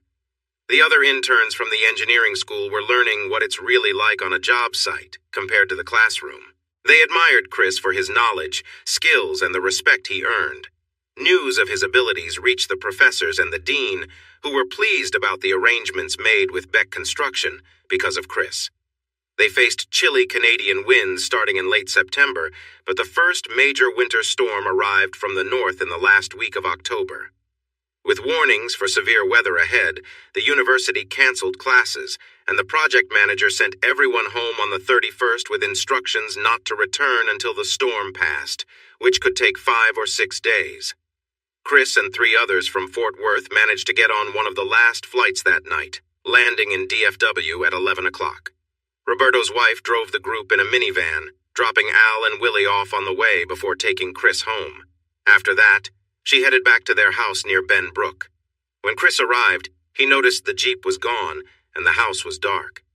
He remembered that the girls were going to a Halloween party at a fraternity near campus. Donna and Kate had been seeing some guys, but they weren't dating the same ones. Jo was focused on her studies, but eventually agreed to join them at the costume party as superheroes from the Avengers. Jo dressed as Carol Danvers, Kate as Hellcat, and Donna as Storm. Earlier in the week, they had shown their costumes to Chris over FaceTime. He knew their outfits were fitting, but still modest. He felt a bit uneasy about them being at a party where things might get wild, so he chose to wait up for them. When 1 o'clock arrived, he called Jo, but it went to voicemail. He tried calling Donna and then Kate, but he got the same result. Growing worried, he decided to request a ride share. The app said it would take 30 minutes. 20 minutes later, Chris was walking through the backyard to meet the Uber driver at the gate. Suddenly, he saw headlights on the road. The vehicle stopped, and the gate opened. Chris realized it wasn't his ride. He hid behind a tree and watched as another vehicle pulled up next to his Jeep. The vehicle sped down the small road and came to a stop in front of the house. He didn't recognize who was driving, but he knew it wasn't Jo. She drove more cautiously. Chris cautiously approached, staying hidden in the shadows behind the barn. He felt uneasy about what was happening, sensing it wasn't going well. The doors of the Jeep opened, and 5 boys spilled out, laughing loudly. One of them staggered over to a plastic pink flamingo placed near the parking area and did something silly. Then, the front passenger of the Jeep reached back and pulled out a blonde girl who didn't seem awake. She lay limply in his arms. Chris moved closer, but remained unseen. Next, the doors of a BMW SUV swung open, and the inside lights lit up. Chris saw 2 boys sitting in the front, and 2 girls resting on the boys in the back. He guessed the blonde was Donna, and the brunette was Kate. The boys got out and dragged the girls out, letting them fall onto the ground before calling for help. They grabbed the girls' arms and lifted them, struggling to carry them towards the house. Kate lost her shiny athletic shoe, but no one picked it up. He noticed that the boys who went ahead didn't turn off the security system, so he guessed he would get a call soon. He silenced his phone, and moments later it vibrated in his hand. He was hiding in the bushes near the front porch, so he quietly told the caller that there were 9 boys inside, all young men, and there were 3 girls who seemed to be unconscious. He thought the girls were in serious danger. He listened as the security service called for help, but they said it would take about 10 minutes because their cars were busy with another situation nearby. They were sending help from farther away. Chris told his contact they also needed medical help for the girls. He knew that waiting could lead to bad outcomes for the girls. Their unconscious state worried him. It suggested they might have been given something harmful. He was sure they wouldn't end up like this on their own. Another sign was that the boys seemed more aggressive than worried, which meant he might have to confront all 9. He realized they were drunk, and if they separated, he might handle them one by one. However, he would have to act fast to prevent them from alerting each other. Even if they were drunk, 9 strong boys would be a challenge, and failure could be dangerous for the girls. Chris quietly returned to the barn, took out his concealed firearm, and grabbed 2 magazines for it. He loaded one magazine and tucked the other into his jeans. He also picked up a sturdy club made from a pool cue that had been modified for better grip. He put on tight leather gloves, secured the club to his wrist, took the firearm in his right hand, and moved back towards the house. Unsure of where everyone was inside, he paused behind a post on the porch and accessed the camera feed. Only Kate was in the living room. She was lying on the couch while 2 boys were beside her. He quickly checked other cameras downstairs and found no one else. Next, he activated the cameras in the upstairs bedroom. Jo was lying on the bed with 3 boys around her, and they were trying to take off her outfit. She was not moving, and there was no sign of a struggle. He moved softly onto the porch and checked the feed from Donna's room. It was dark. He switched to the camera in Kate's bedroom and saw her lying on the bed. The 3 boys in the room had taken most of her costume off. His heart raced, but he kept his cool. The boys looked athletic, probably football players. Downstairs, 2 more boys waited, while 7 were upstairs. He couldn't hear what they were saying without revealing his location, but the security system had recorded everything. Chris quietly slipped through the kitchen and dining room, keeping to the shadows. The boys were still trying to remove Kate's costume completely, talking about what they planned to do. His focus was clear: protect Kate. As he reached them, he hit one boy with a club and knocked the other out with the butt of his pistol. His goal was to stop them, not to hurt them severely. They collapsed to the floor, and Chris heard Kate groan, knowing she was still conscious. He moved silently toward the stairs. Knowing where the creaky steps were, he avoided them and reached the top undetected. In the hallway, he saw Jo being held by some of the boys, while Donna was already exposed. Without making a sound, he went to Kate's room. Inside, the 3 boys were attacking her. Chris acted swiftly. He knocked the first one down with a punch to the side of his face. Then he struck the second across the bed before he could react. The 3rd boy, who was hurting Kate, didn't stand a chance. Chris hit him in the back of the head and he fell forward. Kate was unconscious, but safe for the moment. Chris made sure she was alive, gently checking her pulse, and whispered a comforting word before moving on. He had handled 5 of them quickly, but his anger was still boiling. His main priority was Jo's safety. He checked the camera feed again and prepared to step in. Joe's costume had been cut off and was on the floor. One man had a knife in his hand and was trying to force her compliance, while two others held her legs. Chris knew he had to act quickly to save her. A phone was set up on the dresser, likely recording the scene. The door swung open and he rushed inside, striking a man in the closet on the cheek with his club. He then swung the other end of a gun, hitting the attacker on the ear. The man screamed, grabbed his ear, and fell to the side. Chris now faced the other two men on the other side of the bed. They noticed the club and the gun. One man held a knife, while the other stepped back, reaching for something near his pants, which were on the floor. "The police are almost here. Drop your weapons and surrender or face the consequences," he said firmly but calmly. He aimed the gun at the man with the knife, who hesitated and let it fall. The other man knelt down and turned, pulling out a small gun aimed at Chris. Chris quickly shot him in the shoulder, causing him to scream and drop his weapon. The man who had fallen grabbed for a gun and raised it. Chris shot him in the shoulder, then quickly pointed his gun back at the man with the knife, who had raised his hands in surrender. "Turn around, keep your hands up, and press yourself against the wall. If you move, I'll take action." The man complied and turned. Chris checked Joe's pulse. It was quick but steady. He opened an app on his phone and contacted security. "Where are the police and EMTs? The girls all have faint but quick pulses. They need help right away. The two I shot do too. 2 vehicles are on the way. They should arrive shortly. I've opened the gate. The other men are still, but the young woman downstairs is starting to wake up. I suggest you stay in your position with the weapons and the men who are conscious. I'll notify you if anyone else moves, and when the police enter. I've informed the dispatcher that you're holding 3 men at the end of the stairs. It's best to call out to the officers when they come in. Tell them you're in the room and that you will put your gun down when they arrive." A few quiet minutes passed, which felt like hours. Then the contact said, "Chris, I'm being told that 4 ambulances have been dispatched and they're looking for others. Thanks. What's your name, by the way?" "I'm Rick. I'll stay on the line until the police arrive. You handled this situation really well. I've recorded everything for you. I can provide a disc to the police so they won't need a warrant." "That sounds good. And thanks for your help tonight. I wasn't sure about all the security measures, but your boss convinced me. It was the best choice I ever made. All right, 2 cars have gone through the gate and are heading to your house. Stay safe." 2 officers were in each car. They quickly came through the door with their weapons ready and spread out. One officer stood over Kate and the attackers, while the others searched the first floor before 3 of them moved toward the stairs. "This is Chris Alexander, the homeowner. I'm watching over 3 men who are troubling the woman in the room at the top of the stairs. There are 3 more men and another woman in the bedroom to the left of the stairs. When you reach here, I will put my weapon down." They climbed the stairs carefully. The first officer kept his weapon on Chris, while the second asked him to set his weapon on the floor. Chris did so slowly to show he meant no harm. They told him to back into the hall, asking him to put his hands behind his back so they could handcuff him while they checked everything.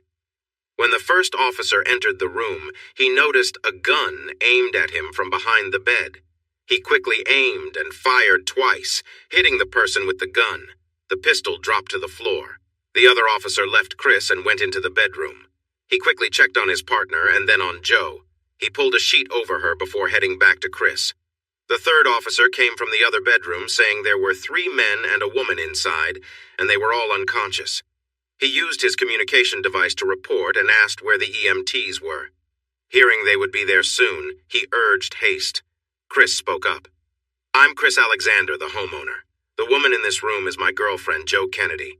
My sister Donna is in the other bedroom, and our friend Kate Ellison is downstairs. They all live here. I flew in from Denver earlier tonight. When they didn't return from a Halloween party as planned, I worried. I tried calling, but only got voicemail. I booked an Uber to search for them. As I walked to the gate to meet the driver, 2 cars arrived, so I went back to the house. While walking, I saw the guys pull Joe out of my Jeep and take her inside. They were loudly mentioning what they'd do with her, so I knew she was in trouble. The other guys pulled my sister Donna and Kate from the other car and took them inside. The first group entered the house without turning off the security, so Rick, our contact, called me. I stayed out of sight to make a report and heard my contact tell the 911 operator that it would take about 10 minutes for the police to arrive. Knowing the boys' plan, I realized 10 minutes was too long. I grabbed a club and a gun from the barn. I entered the house and quickly disabled the two men harming Kate. Then I went upstairs. The security cameras showed that Donna was already in trouble, so I entered that room first and handled the three men there without any issues. When I entered Joe's room, I was able to quickly deal with the nearest man using the club. I struck the man on the bed with the gun, and he fell but was still awake. The man at Joe's head who was trying to hurt her had a knife. I told him to drop it, and he did. The fourth man reached for a gun on the floor. When he aimed it at me, I shot him in the shoulder. If he had been farther away, I would have aimed for his chest, but being so close, I felt it was better to minimize harm. The man I knocked off the bed picked up the gun and pointed it at me, so I shot him in the shoulder too. He dropped the gun and I waited for the police to arrive. I know the cameras were recording, so my statement is on file. The security footage will confirm everything I've said, and my contact, Rick, is ready to give a copy if needed. I have already allowed the release of the video and audio. Now please let me check on Joe, my sister, and Kate. I am not a danger, and you must see that by now. The three officers looked at each other and nodded, then took off his handcuffs. He rushed into Joe's room to check her pulse and breathing, then did the same for Donna and Kate. Only Kate seemed to be waking up. The other two were still the same.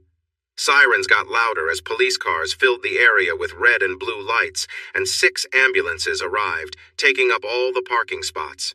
The 3 women and the 2 injured men were examined and taken to the closest emergency room. The remaining 7 men were checked for injuries and tested for concussions. 3 were more seriously hurt. They were handcuffed and taken to the ER in one of the 6 police cars now on the scene, along with a forensic team. Chris had to stay until the lead investigator finished his initial check, so he stepped outside to call his parents and then the Ellisons. It was just after 3 a.m. in Texas and Tennessee, but he felt it was important to keep them informed. They were very worried, but Chris asked an EMT still on site to talk to his parents about the girls. He assured them that their situations were not life-threatening, but they would be carefully checked and tested. Chris's parents told him they would take the first available flight and that the Becks would pick them up. They encouraged him to focus on the girls, and he promised to keep them updated through texts.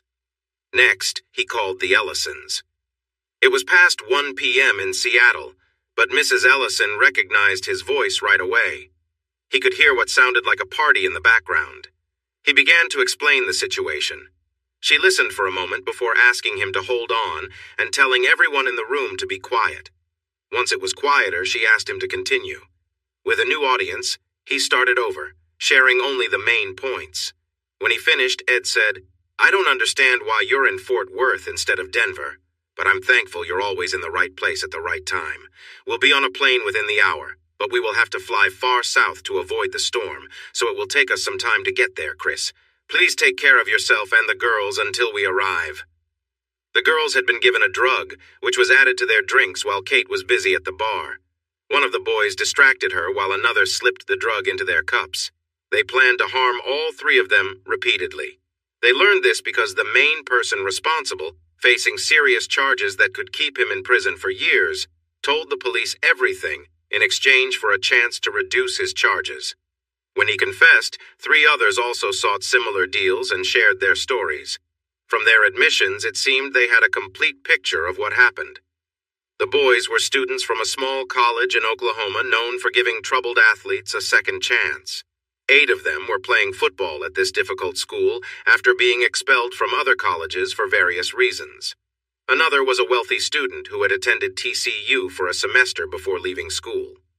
TCU was the 4th college for John Edward III in 4 years, but he still had freshman status. He had previously tried to win over Kate and Joe and still wanted them. Donna was just an extra presence. As the leader of the group, he had persuaded the others to help him carry out his plan. He provided the drug and added it to their drinks while one of the football players bumped into Kate and then apologized. A group of lawyers arrived to help, but they faced an angry judge, a determined assistant district attorney, and a strong case that included audio and video evidence of what happened at the house. The lawyers tried to dismiss the evidence, but the judge quickly rejected that idea, supporting his decision with references to the law and recent court rulings. Third's lawyers then started a lawsuit against Chris for many reasons. With money from his parents and his job, Chris's lawyers countered by suing John Edward III for various claims and filed many requests to find out everything he had done throughout his life. This time, his father's wealth wasn't going to help him. The prosecution was determined, the judge seemed harsh, and the police had evidence, including videos, recordings, fingerprints, and confessions from others involved. The firm decision that ended the chaos was Trebek's order to review every agreement with Second's business, aiming to cancel as many as they could right away and stop doing business with them. Since Daddy owned a wholesale building supply company that worked closely with Beck, losing this deal could ruin his business. This powerful move halted the strong, not guilty defense, and the lawsuit against Chris was dropped. J.E. Third was released on $500,000 bail, and his father sent him to a rehab center for alcohol and drugs, which also had a program for those who had made serious mistakes. After finishing his program, he accepted a plea deal to get a lighter sentence if he admitted to his wrongs and apologized to the victims. His apology seemed rehearsed but did not convince Chris, who calmly told John Edward III that he would be waiting for him to finish his sentence when he left prison. The anger in his eyes made the third nervous, prompting his guard to chuckle and say, "You know, they don't treat those types well in prison. If he makes it out, he'll see things differently after that experience." Joe and Donna felt lost and tired until Friday evening, but Kate started to feel better that morning. With their parents and the Beck family by their side at the hospital, Chris returned home Friday at 5 to check on the investigation and the situation at his house. The place was still marked off with yellow and black tape, but the investigation had progressed enough that he could go in with police help to get clothes for himself and the 3 girls. He drove back to the hospital in his parents' rental SUV, delivered the clothes, and sat with Joe, who was now awake and smiling. She didn't remember much after they dressed up for the party, and Chris only shared, "You 3 were given something in your drinks and taken to the house by a group of guys from another college. I was there because we had to shut down the work site due to a bad winter storm. I managed to prevent them from doing something to the 3 of you." She knew there was more to the story, but her headache was still bothering her, and she felt drowsy. So she held his hand, told him she loved him, and went back to sleep. Saturday morning, she woke up feeling better and wanting to know why she was in the hospital. Chris was having breakfast with the Beck family, but her parents, along with Kate and his parents, came in to check on her. They explained everything that had happened. She was shocked by what had occurred, especially considering all the safety measures they had in place. She was amazed by her hero, who had managed to calm down 9 men to rescue them. Kate admired Chris just like Joe did, and her parents were also thankful. Chris and the Becks visited Donna, but she was busy with a doctor, so they headed to Joe's room. As soon as Chris entered, Kate and her parents showered him with thanks and praise. Joe had tears in her bright green eyes until Chris broke away to go to her bed. She asked him again, "How many times are you going to save me, Sir Galahad?" "As many as it takes," he answered, kissing her gently. After Donna was cleared by the doctor, she arrived in a wheelchair just in time to hear Joe's question and Chris's response. Ignoring her helper's protests, she jumped out of the chair and hugged both Chris and Joe tightly. "My hero!" That night, they gathered at the Beck home for a catered meal. After dinner, they moved to the large living room where Ed Ellison talked about the surprising events that had led to Kate and Joe being saved and how Chris ended up in Fort Worth to help the 3 girls. Deborah Alexander shared how Chris and Joe first met, while Sandy Beck talked about her mother and stepfamily's attempt to take her away. Ed listened, shaking his head in disbelief.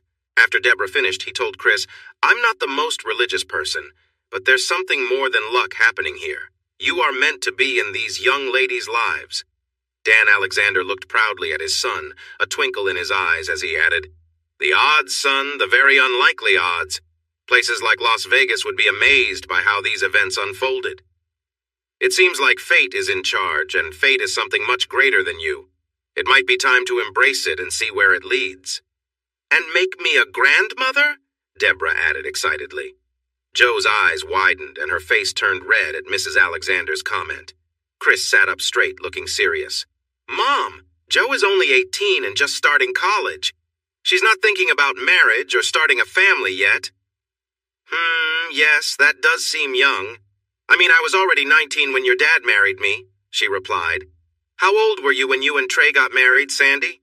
I was 20, but we got engaged when I was 19. Joe, you'll be 19 in December, right? Everyone in the room smiled except for Joe and Chris, who were unsure if this was a joke or something serious. Chris decided to make it light. Back when you were young, people thought you were old if you weren't married by 16. Now most folks wait until they are between 25 and 30 or even older before they tie the knot. And no one has kids before they're 30. Seeing the teasing looks from the women and her roommates, Joe replied, But honey, if we wait until I'm 25, you'll be 32. You'll be too old to help me with the kids. Et tu, Brute, he said with a playful sigh as she nestled closer. My mom wants to see you in a big dress for biology class while trying to find a seat for your baby bump. Then you better hurry, honey. I'm taking that class next semester. He shook his head and turned to his parents. So, Mom, Dad, whatever happened to all that advice about taking my time, building my career, and finding the right person before rushing into marriage? Deborah thought for a moment. Take your time? Well, you're 25 now, so that seems fair. Building your career? I think Trey would agree you've been doing well so far, Deborah added. Oh yes, Deborah, he's certainly on the right track. Once he finishes his master's next July, he'll really be ready for anything, Trey remarked cheerfully, even though he was smiling. All right, so that checks off career. What's next? Ah, yes, finding the right person and getting to know her. Darling, you'll have to speak on that, but from where we stand, you two look like a great match. You're always taking care of her, spend lots of time together, and even when apart, you stay in touch. Well, that's what Donna tells us. Unless, of course, one or both of you want to enjoy being single for a while. Is that what you want? Joe teased Chris and added fuel to the conversation. Not me. What about you, Chris? Are you up in Colorado dating all those pretty girls? I can chime in on that, Trey said. The other students call him the old man and St. Chris because all he does is go to class, work, study, and exercise. He won't even join them for a drink. Chris lowered his eyes with a grin, thinking of a reply when Ed Ellison spoke up. And then there's the question of fate at play. There are so many coincidences. It feels like you two are already meant to be together, doesn't it? And Chris, I was 25 when I married my young bride, who was 18 at the time. What can I say? When you love someone, you know it. I realized it, and I acted fast before someone else took her away. Joe had moved closer to him, snuggling up so much that he could feel her warmth.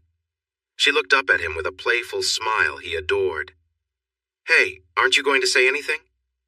No, I think I'll just step away from this surprise and find a quiet spot to think.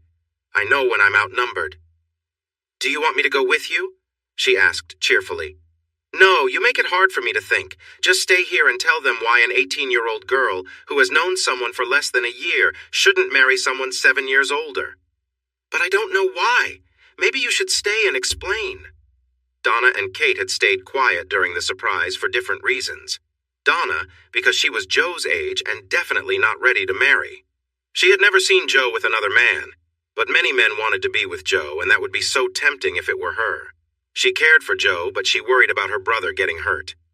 Kate stayed quiet because she hoped they would break up, giving her a chance with Chris. She would never interfere, but if something did happen. Chris's house was still a mess from the past, but Beck Construction had a few empty apartments for business needs. Chris and Joe took one with 1 bedroom.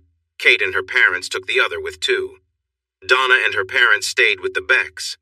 Joe was her usual affectionate self, but Chris wanted to talk before they went to bed. He thought they should do it at the dining room table.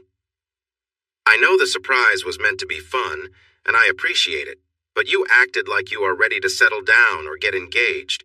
Were you just playing around, or were you serious? Both, I guess, Joe replied after a moment. I hadn't even known you until my birthday last December, but now I can't imagine life without you. You've become everything to me.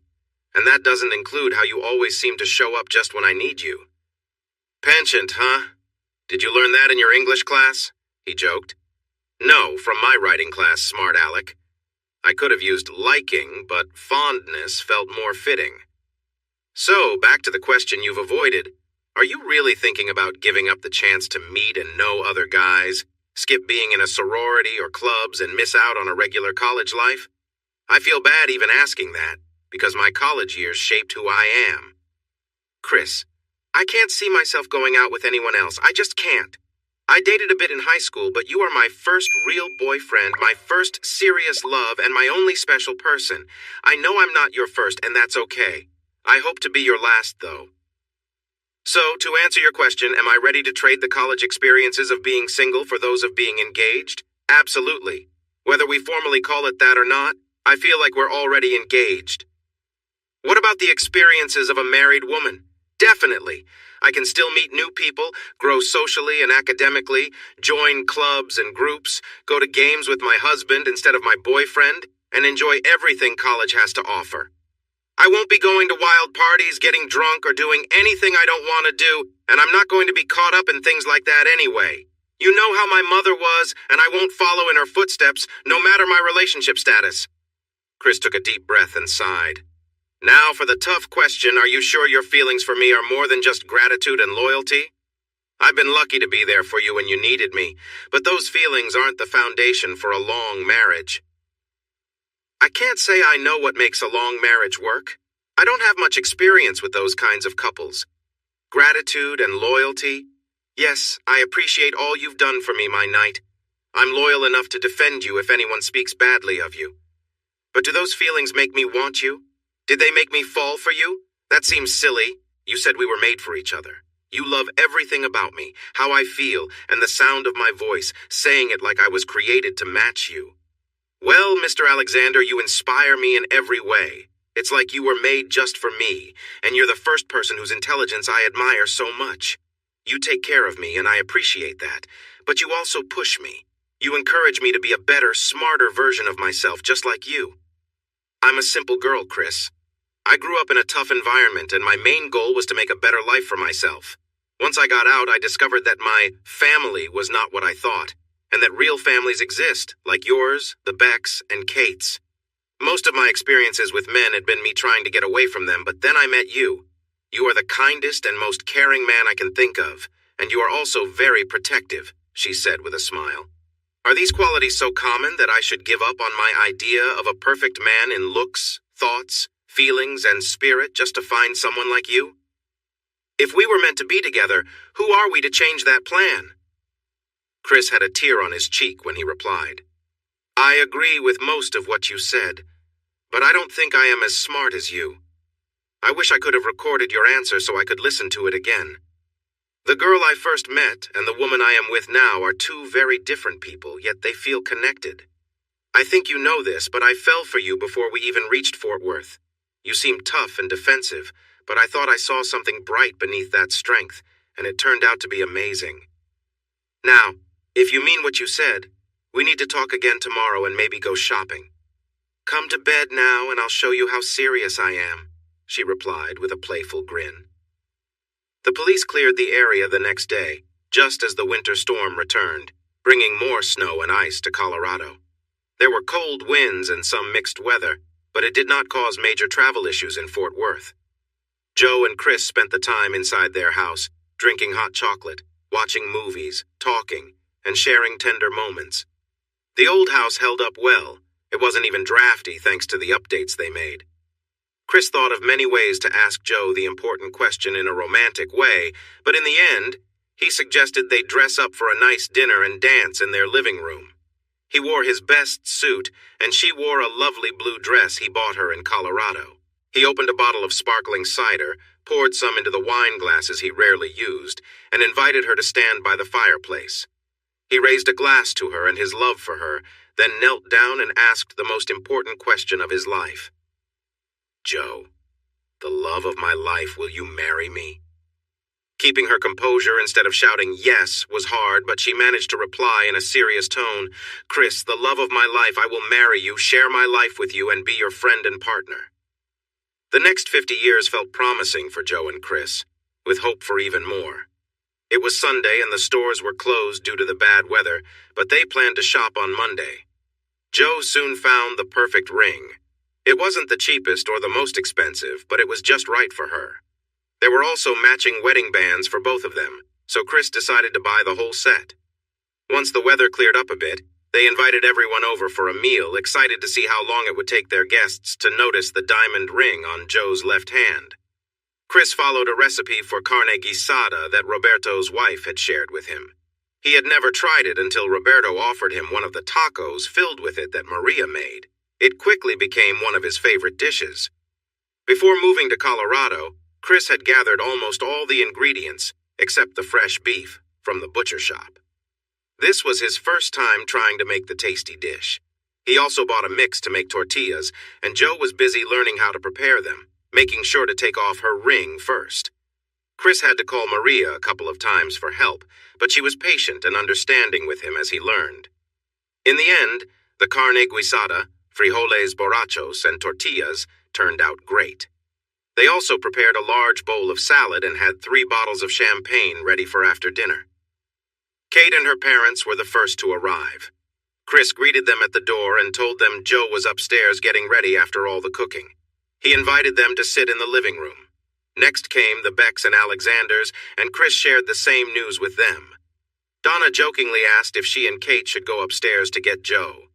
Chris smiled and said, "No, I think she will be down soon. You know how she loves to make an entrance." The girls glanced at him, puzzled, since Joe usually let others take the spotlight, often sharing it rather than keeping it for herself. Meanwhile, the adults mingled in the living room, enjoying the delicious aromas coming from the kitchen. Chris chatted with Donna and Kate about when they would move back in when they heard a door open upstairs. "Finally!" Donna exclaimed. "The food smells so good, we were about to come get you, Miss Priss." Joe appeared at the top of the stairs, wearing a stylish black sweater dress with red and white trim that Chris had given her last Christmas. Even in her heels, she looked relaxed, with her golden hair framing her beautiful face and wearing just a touch of makeup. She had put in a lot of effort to look nice for this occasion, and had practiced walking down the stairs with her hand resting on the banister. Instead of coming down the usual way, she chose to come down the other side to show off her diamond ring against the dark wood of the banister. As soon as he heard the door open upstairs, Chris quietly stepped back and started recording on his cell phone. He had the security cameras on, but he wanted to capture the moment himself. It was the perfect time for the young girl from Ouachita, and she embraced it well. She came slowly down the stairs, smiling brightly and greeting everyone. Her left hand slid along the banister, the light from the chandelier sparkling on her engagement ring. She was just a few steps from the bottom when Deborah shouted, "Oh my gosh!" and quickly ran to the stairs. Donna and Kate were curious why Joe was dressed so elegantly and acting so grand. Deborah's reaction drew their eyes to Joe's left hand. Donna gasped, and Kate echoed, "Oh my gosh!" as they both rushed to their friend. Joe's smile was radiant as she stopped on the bottom step, holding up her hand for everyone to admire her beautiful ring. Mrs. Ellison and Mrs. Beck soon joined the group, happily examining the ring with everyone, asking when it happened and wanting all the details. The 3 men moved over to congratulate Chris, reminding him how lucky he was to have such a wonderful fiancée. Chris accepted their good wishes, fully aware that he had truly hit the jackpot, all while capturing the special moment on video. He knew Joe would cherish this memory, and he felt pleased that he was thoughtful enough to record it. After the excitement settled down, the men had their turn to look at the ring and offered their best wishes while teasing Chris about spending a lifetime with him. Each man received a gentle kiss on the cheek, which Chris also filmed, before he invited everyone to the kitchen for a buffet-style meal. Chris led the prayer before they got their plates and utensils, moving from salad to beans, flour tortillas, and carne guisada. The table was ready with pitchers of water and tea, while the glasses were filled with ice and hearty slices of tres leches cake for dessert. They received lots of compliments for the delicious food and continued praise for their engagement. It was a happy occasion, with toasts going on as each person shared their feelings about Joe, Chris, and their bright future together. They all left around 10:30, insisting on helping to clean up, wash the dishes, and put everything away. Joe got kisses from the women and hugs from the men as they left, while Chris received kisses from the women and handshakes from the men. They stood on the front porch of their beautifully restored Victorian home, wrapped in each other's arms, waving until the last car drove away. Chris found out that classes would begin again on Thursday, so he had to leave on Wednesday. The parents were also leaving that day, which meant Kate and Donna were moving back in. They were eager to return to their old home, but wanted the newly engaged couple to have some time together. Chris turned off the bedroom cameras and lights downstairs. He picked Joe up in his arms and carried her to their bedroom. They shared sweet kisses and embraced, enjoying their time together, until Joe playfully started to remove his clothes. He tried to help, but she gently pushed his hands away. "Let me go first, my love." Chris smiled and let her take the lead. She unbuttoned his shirt and kissed him softly as she loosened his belt and began to lower his jeans. She knelt to take off his boots and socks, working carefully until he was dressed only in his boxers. He couldn't see much, but when she looked up at him with a mischievous smile, he felt a thrill. With twinkling eyes, she leaned in and gave him a playful kiss, making him feel special and cherished. He couldn't resist. He placed his hands on her head, wanting to bring her closer. She playfully shook her head and said, "No, let me do it my way." He relaxed and watched, enjoying how she skillfully expressed her love. She was busy, her hands exploring as she kissed his sides and stomach, showing her affection in every way. This was not the first time Chris had felt such joy, but seeing his beautiful fiancée looking up at him filled him with warmth. She moved closer, kissing him softly and lovingly. "Joe, you should slow down," he warned, but she smiled and continued, full of energy and joy. Chris felt a rush of emotions, his heart racing and breath quickening. When she finally paused, she looked up at him, her eyes sparkling with mischief, feeling happy in their shared moment. She smiled, looking pleased with herself. "You're going to make a wonderful husband," she said with a playful tone. "Where did you learn that?" he asked, surprised. "I hope it wasn't through practice." "Ever heard of the internet? There's plenty of information if you know where to look," she replied with a grin. A moment of silence passed between them before he leaned forward, lifting her gently until they were face to face.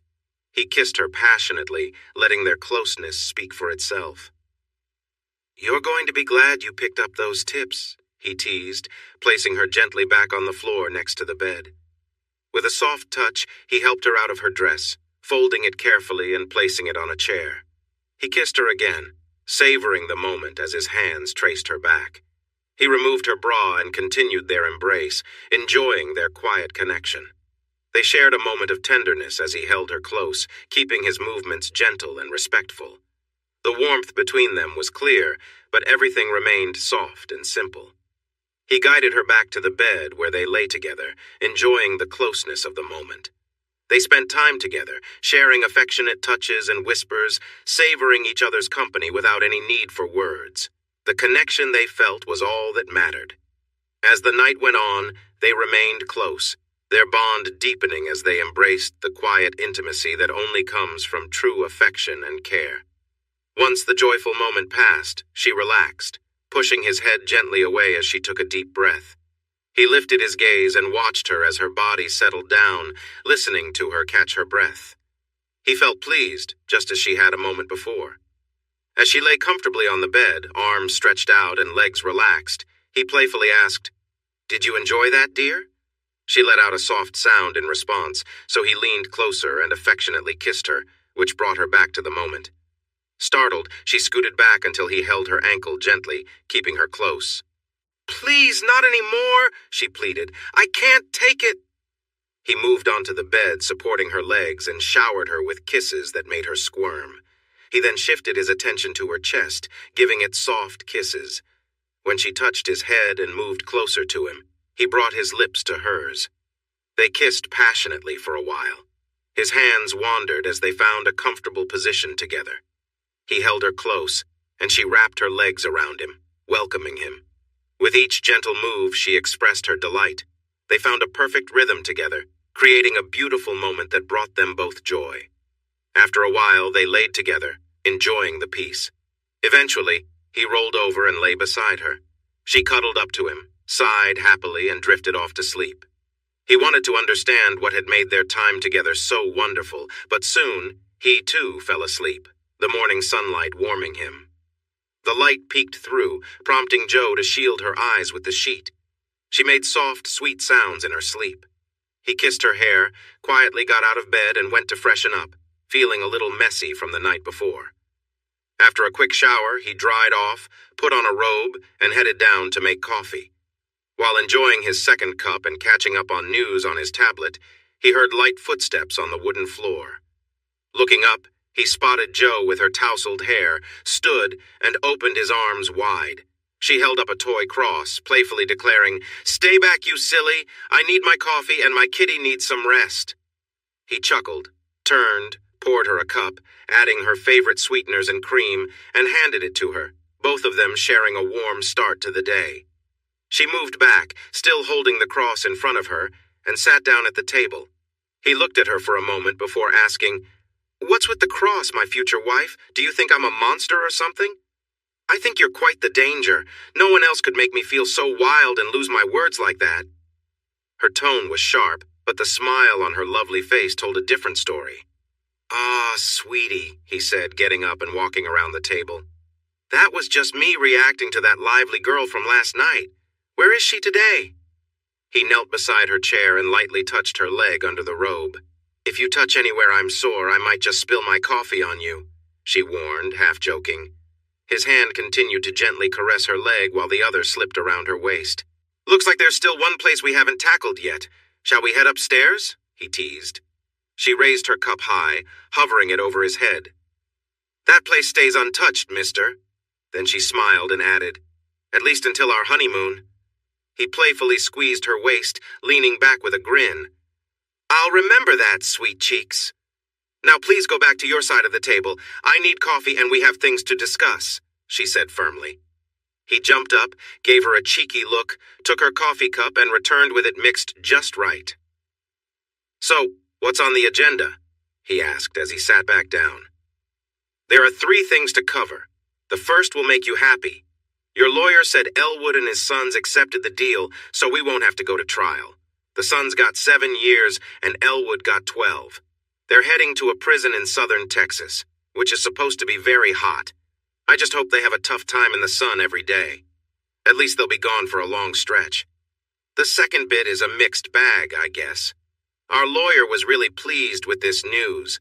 The 9 guys who tried to hurt us asked for a deal, given the strong evidence against them. The charges were changed to a less severe term because we were not conscious to consent, and they also included some lesser charges for drugging us. They dropped the federal charges in exchange for guilty pleas from all 9. 7 of them received 10-year sentences. John Edward got 12, and the one who shot the officer is facing 20 years in prison.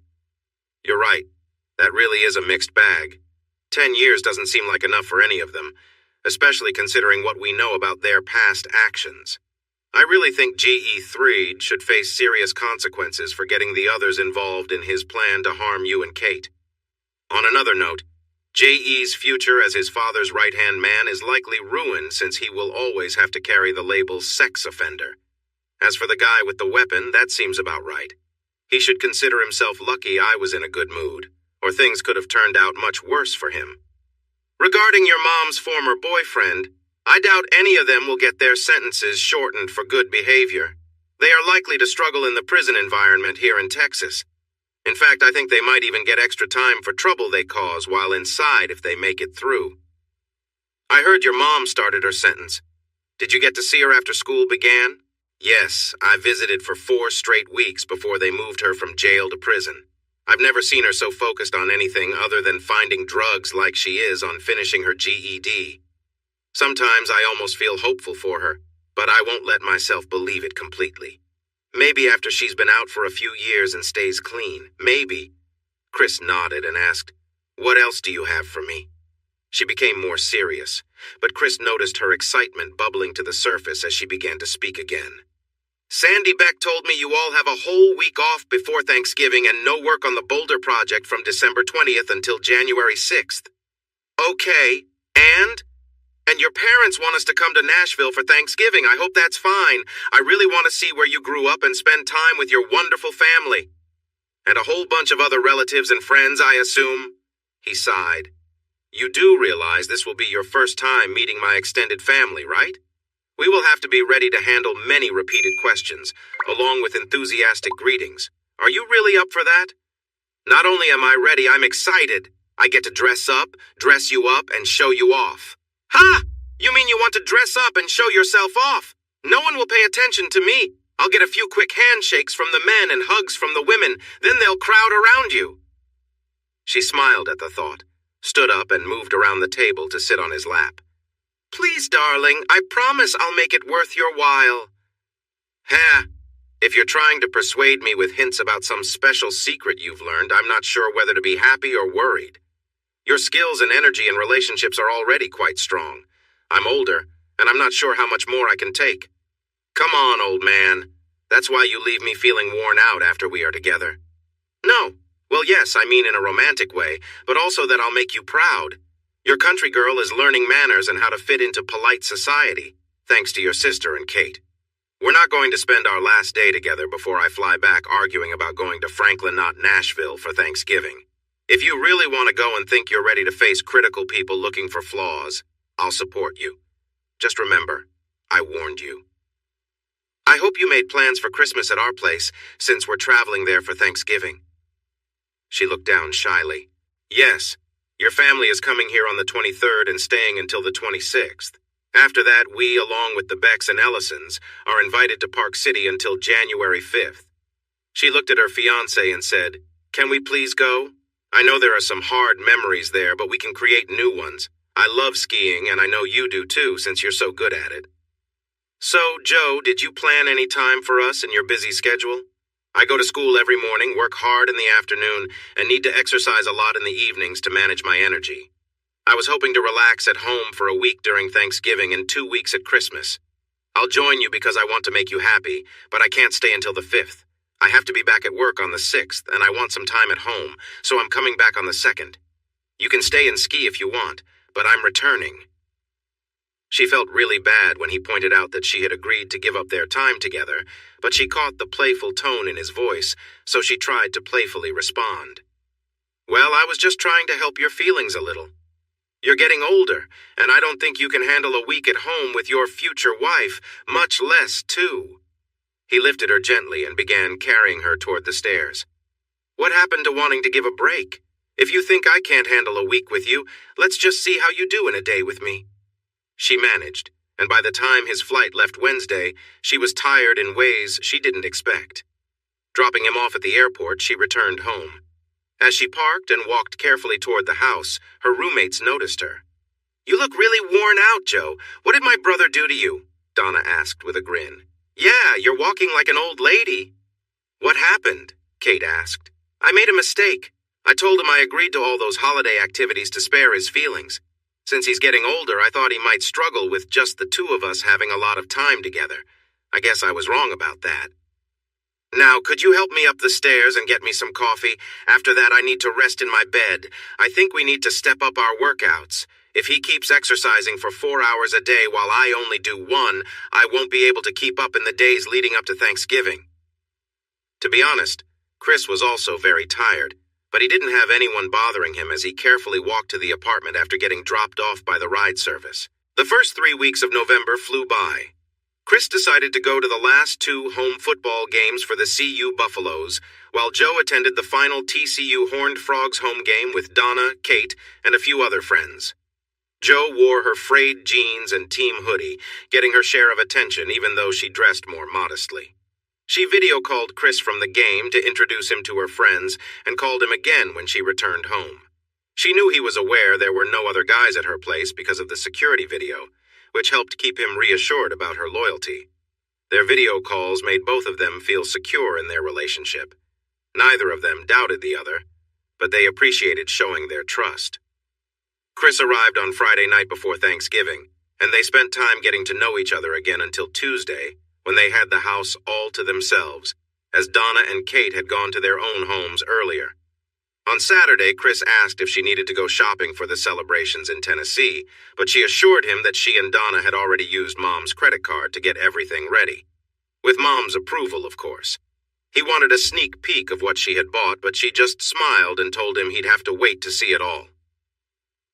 They flew into B&A early Tuesday morning, where Diane picked them up and drove them straight into the cheerful chaos their mom had created in Franklin. Chris got his old room, but Donna and Diane shared a room since the house was packed with family. Many of his other relatives were staying in nearby hotels. His two great aunts, who were like matriarchs for their family sides, were staying in the house. They could be difficult and had strong opinions, but they also knew how to be sweet when happy. Everyone wanted to make them smile. Since all four of his grandparents passed away when he was young, Chris and his sisters thought of their great-aunts as grandparents in their own way. They had their own grandchildren, but they treated their nephew and niece's kids the same. This meant they were willing to give both praise and criticism.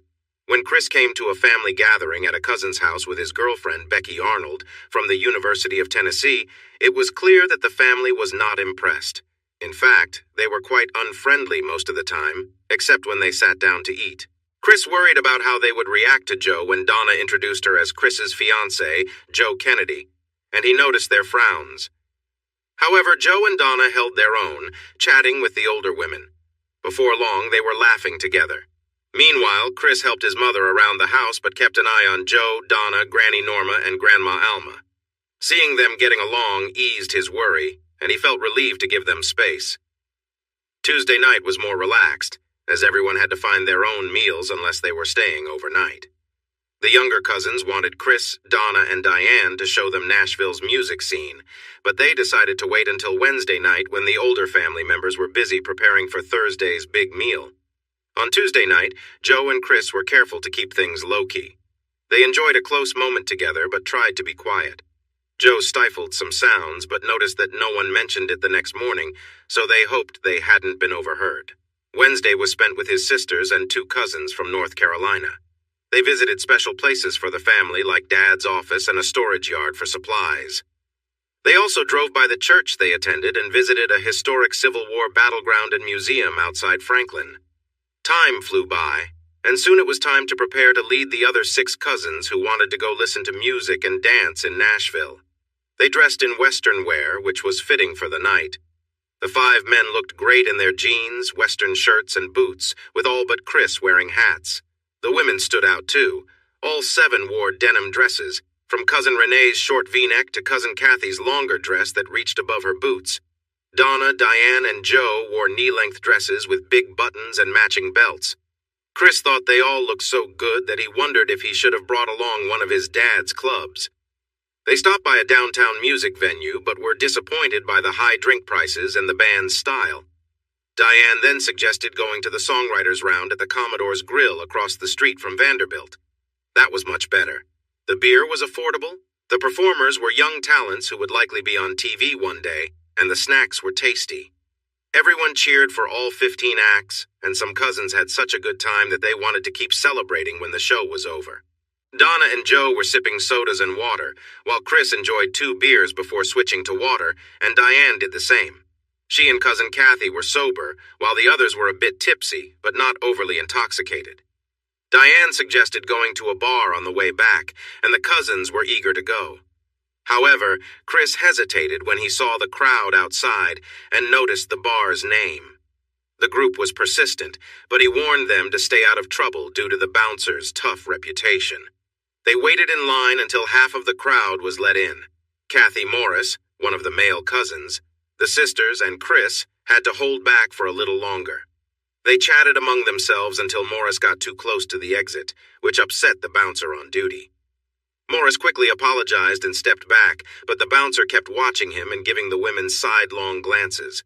Chris noted how imposing the bouncer was and saw that his friend Donnie was right. The guy was huge. Once they were finally inside, they found the place completely packed. Drinks were hard to find, and the staff seemed overwhelmed and a bit unfriendly. There was a DJ on a small stage, but the atmosphere felt more like a crowded bar than a dance venue. They managed to find a quiet corner to stand together while listening to the music and trying to talk over the noise. Each girl was approached by at least one tipsy person, and Chris had a somewhat awkward encounter when a woman came up to him, leaned on him, and made her intentions clear. He politely turned her down, saying he was engaged, but suggested she approach another guy instead. Joe was dancing with some of the female cousins and didn't notice what happened. Diane, however, did and playfully teased Chris once the woman walked away. Chris was already on edge from the loud music, the jostling crowd, and having to step in when someone wouldn't respect the girls' boundaries. So when a rude guy grabbed Joe and tried to pull her onto the crowded dance floor, Chris's reaction might have been a bit strong. He firmly guided the man away and made it clear he needed to leave. The guy quickly backed off. That was the last straw for Chris. He went around the group, urging everyone to finish their drinks and get ready to leave in 10 minutes, or they'd have to find their own way home. He then gathered the 4 girls and 2 boys who came with him and headed for the door. To his dismay, it was even more packed than before, making it a challenge just to get out of the bar. 2 male cousins, Terry and Morris, were leading the way through a busy crowd, making space for the girls to follow them. Diane and Kathy closely followed the boys, while Donna, Joe, and Chris were behind. Chris got stuck for a moment as 2 busy waiters rushed in front of him with trays of glasses, blocking his path as the crowd pushed in tightly. Chris could see the girls near the door. One girl paused and looked back before suddenly rushing outside, pulling the other girl along with her. Worried that something was wrong, Chris decided to stop being polite and pushed his way through the crowd. It bothered him as a builder to see the poor layout of the place, making it hard to move and possibly dangerous in case of an emergency. He wondered who designed such a cramped space. When Chris finally reached the door, he heard noise coming from the left, towards where their cars were parked. A crowd had gathered, and he couldn't see what was happening, but he could hear some women yelling, "Leave him alone! And stop hurting him!" He pushed his way to the front of the crowd. A large bouncer named Wes was holding Morris down on the ground, gripping his hair tightly. "Give me the phone or I'm going to hurt him more!" A scared Kathy was trying to give the bouncer a phone, pleading with him to stop hurting Morris. Chris stepped forward, grabbing the phone from Kathy's hand just in time. He faced Wes, challenging him. "You want the phone? Get off Morris and come take it from me!" Wes yelled, "I'll hurt him if you don't give it to me." "Go ahead. There are people watching and recording everything. You'll regret it later." Wes heard the word regret and seemed to hesitate. He released Morris and stared at Chris, who held the phone in front of him. Joe shouted angrily, "He pushed Donna and pulled me for no reason. When Morris tried to take his picture to report him, he lost it." "Oh, so you're scared of having your picture taken? Here's the phone. Want to come and get it?" Chris challenged. "Give me the phone or you'll be on the ground with him," Wes yelled as he stood up and stepped over Morris. "The bigger they are, the harder they fall. Do you want it?" Chris taunted back, ready for whatever might happen next. "Come on, you can trust me," Chris said boldly. Everyone outside was now watching the scene on their phones, while the second bouncer rushed through the crowd, shouting at Wes to get back to his post. Wes could hardly believe that someone like Chris would challenge him. "Do you even know who I am? I played for the Titans. I could take you down." "Sure you did. For a short time. I noticed you when we came in. You got on the team only because other players were injured, but as soon as they were better, they let you go. And now, no one wants you. Your football story isn't impressive. If it was, you wouldn't be standing outside a bar bothering people who are smaller than you, right? So, are you going to do something, or are you just all talk?" The other bouncer was getting closer and shouted, "Wes, come back and leave these people alone!" Wes should have heeded the warning, but he didn't. With a wild look, he swung a huge punch at Chris. Instead of backing away, Chris moved in closer and struck him in the throat. Even though Wes was strong, he wasn't ready for the hit. His punch missed as he tried to follow through, and Chris quickly moved to the side. Wes grabbed his throat, turning pale as he struggled to breathe. He turned away, and Chris lightly hit him in the ribs and gave him a gentle shove into a low wall surrounding a tree. Wes hit the wall with his shoulder, yelled in pain, fell to the ground, and rolled to his side, making difficult sounds. The other bouncer stepped closer, alert but calm. He looked at Chris and asked, "Did you handle it?" The question helped ease Chris's anger. He shook his head and replied, "No, but I really should have. Wes has bullied customers here for years, including a friend of mine who ended up in the hospital. You all should have let him go a long time ago. If Morris is as hurt as he looks, you could be dealing with a lawsuit. I get what you're saying, but the owner is friends with his dad. Wes isn't really good at his job or any job, really. He's supposed to stand here and keep fights from happening, but sometimes he takes things too far, and I have to step in. I'd leave if they didn't pay me well, but they do, so I deal with him. Usually he's not like this, but sometimes the situation and the pressure make him act out like he just did. But I won't make excuses for him or for the owner. I saw him hit the kid, and then the crowd pushed in between us. After that, he got up and threw a punch at you. I'll say what you did was to protect yourself, and what he did to the kid was totally uncalled for. By the way, I'm Sam, he said. They shook hands, and he told Chris not to stress. He would talk to the police when they arrived. Chris nodded. Okay, but I'm getting some videos and the names of witnesses. He turned to the crowd and called out, I need videos. If you filmed his attack on my cousin Morris or that guy who hit me, please send it to me. I'll set my phone to receive from anyone for a few minutes. He continued. Also, we need contact details from all witnesses. You just need to let me record your name, address, and phone number. I know no one wants to deal with court, but if we don't stop this guy, he might hurt someone else, and it could be you or someone you care about. In just 2 minutes, he collected more than a dozen videos and had a line of people waiting to share their information.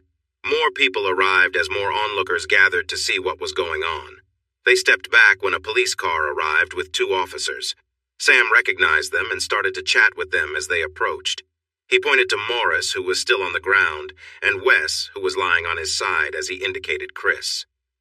When Chris saw the officers coming towards him, he handed his phone to Terry and asked him to keep gathering names and contact information from the witnesses. The girls were clustered around Morris, crying and urging him to wake up. But when Diane heard the police asking Chris what had happened, she marched over and told them everything loudly and angrily. The officers took detailed notes and then asked for her contact information.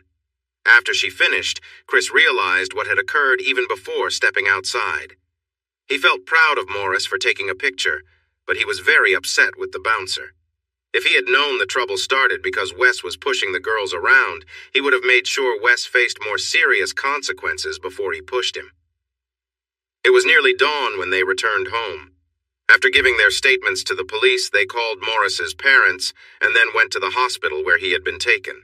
He stayed in the emergency room for a long time before being moved to critical care with a serious concussion and what the doctor later described as a traumatic brain injury. Morris's parents and brother arrived around 4 a.m. and told the tired group to head home. They slept until late morning and went downstairs to learn about Morris, whose condition remained the same. Chris called his friend Donnie and shared what had happened. He told him that he and the 2 girls involved had filed complaints against Wes, and that Morris would do the same once he woke up. When Chris asked if Morris could join the action against Wes and the nightclub owner, Donnie said his lawyer would reach out on Friday. By the time Thanksgiving dinner was ready, the news had spread among the family and became quite exaggerated. According to the tale, Wes, the bouncer, was a huge figure and all-star linebacker who weighed 400 pounds and stood at least 7 feet tall. He had attacked Morris without warning, but then Chris showed up and confronted him. Chris hit Wes, and he fell to the ground. It was like a battle between David and Goliath, but without the slingshot. Mom was not happy with Chris for getting into yet another fight, especially with someone so big, but she didn't know how he should have acted differently. The grandmothers, on the other hand, admired the girls for helping Morris and praised Chris for stepping in to protect his cousin. Dad just shook his head as the story changed with each telling. Before lunch, he spoke to Chris and said, "You better be careful. You don't want to be the one everyone comes after." Chris reminded him that he didn't start the fight. He only finished it, but he did give Wes a chance to walk away first. "So you didn't provoke him, son. You didn't challenge his skills or say anything to upset him, did you? He could have just walked away. Look, Dad, last year Wes hurt Donnie for no reason. When I saw Morris, I knew he was hurt badly, and if I hadn't stepped in, it would have been worse for him. But if I punched Wes too hard, I'd be in trouble. Wes can lose his temper easily. I've got videos of his behavior on my phone, and I can show them to you and Mom. Maybe then you'll see why I had to do something. Donnie is taking action against Wes in the nightclub, but a lawsuit won't fix his vision or help him deal with the trauma he went through. Morris is dealing with the same problems. This could affect both of them for a long time. I didn't start it, I just stood up to him. He threw a punch first and I had to defend myself. That's all there is to it. And I won't feel guilty about it. He brings this on himself. Even Sam, the other bouncer, agreed. Dad gave Chris a reassuring pat on the shoulder and said, "It's okay, but you don't have to fix every problem. Bullies eventually get what they deserve." And he did, Chris replied as they walked back to the living room. Dan said a prayer over the food, and then they all prayed for Morris to get better and for fairness for the one who hurt him. They also hoped that the person would find their way back to goodness. It was a joyful gathering, but there was a hint of worry that loomed over their family time. Mom focused on the food during the Thanksgiving meal, mentioning who brought each dish and inviting them to take a bow. There were many people sitting around the kitchen and dining room tables, plus extra tables they had set up in the living room. Even with all that food, there was still too much, so Mom made sure each family took home some leftovers. As usual, the family helped with cleaning up, washing and drying the dishes, and putting everything back away. Joe was amazed by the crowd of family members since they arrived. She never knew family could include so many generations, or that they would travel from far away just to catch up and share a meal. At first, she felt a bit shy, but her cheerful nature soon had her mingling with everyone. She shared her story, showed off her ring, answered questions about how she and Chris met, and gently brushed off inquiries about when they would marry. She also asked questions to learn more about each family member. By the time everyone started to leave, she felt fully accepted as part of the Alexander Petty family. The grandmothers were staying for the Saturday evening gathering, where Joe would be introduced to their friends and neighbors. Chris thought she might be nervous, but with the support of his mom, sisters, and grandmothers, she was bubbling with excitement. On Friday morning, they all slept rushing for Black Friday sales. After enjoying a brunch of leftovers, they planned to watch a college football game, visit Morris during his visiting hours, and Chris hoped to take Joe around some of his old favorite places, including his high school. However, everything changed when Donnie's lawyer called. Chris sat with his dad, the phone on speaker, to hear lawyer Mike Ayers' proposal. Chris took notes as Ayers said he would send the details for them to review and to share with Morris and his parents. As soon as the call ended, Dan contacted his cousin at the hospital to say they wanted to speak with them and Morris as soon as possible. They told him to come when they were ready, as Morris was awake and aware, even though he had a bad headache, and could see visitors whenever. The whole family piled into the large SUV for the ride to the hospital. Morris's face looked terrible with cuts from the bricks, swelling and bruising, and one eye was bright red. Chris had seen injuries before, but nothing like this. He noticed the four women seemed to have no idea what serious injuries looked like. It was a hard visit to see, but Morris was excited about the idea of a lawsuit, and his parents were supportive, which made the visit feel a bit better. The ride back home was quiet. Deborah took out the ingredients for sandwiches that she had prepared, and they talked while they ate. Chris saw that Donna, Diane, and their mom seemed preoccupied, while Dan was unusually quiet. When they finished eating, Chris stood to help clean up, but his mother asked him to wait. "We need to talk, all of us. Diane told me that Donna has not been sleeping well and has had nightmares for the last 2 nights since the incident at the club. I worry that seeing Morris like this today will only make things harder. Donna, please share what you told us before." "I wasn't very scared when we faced the bouncer. You were next to me, Joe, and I knew Chris would help soon. But when he jumped on Morris and started hitting him against the bricks, I felt lost. He said he would hurt him if Kathy didn't give back the phone he dropped when Wes pushed him. And I froze. I should have used my training to pull him off, but I felt so small next to him. It really hit me what could have happened to me, especially since I was the first one he pushed. That realization didn't come until I lay down to sleep. He's clearly unstable enough to hurt anyone, even girls. When I tried to sleep, the memories rushed back, mixing with my thoughts from that Halloween night. Maybe it was just too much happening too close together, or perhaps I don't know why, but suddenly I feel uneasy, powerless, and scared. I don't know why it took so long. I know I was affected by those other people, and I felt awkward going through all the tests at the hospital and answering police questions. I should have reacted sooner, but everyone was so kind and supportive. I didn't remember anything after dancing at the party. Plus, it happened to all three of us, so I felt my friends understood how I was feeling. Joe, Kate, and I talked about it a few times between Halloween and Thanksgiving. It really didn't feel so bad when we first talked about it. We decided it was better to forget what happened since we were rescued before anything terrible occurred, and we couldn't remember much. I thought I'd moved on until that bouncer hurt Morris badly, threatened us, and went after Chris. Now I feel even worse than when I woke up in the hospital. Joe, you've been through so much. How can you be so brave? Joe took a moment to think before replying. I'm not brave, Donna. I went through days of feeling bad about myself after what happened in Park City. I kept wondering if I did something to encourage those men or why they wanted to harm me.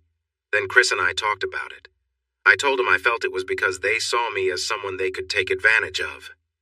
He reminded me that Kate was also in danger, that they planned to hurt her too, and she comes from a good family. It showed me that it wasn't about where you come from. He said we are beautiful young women, and sadly, some people will always be drawn to that, so we have to be careful. We did everything right at the Halloween party.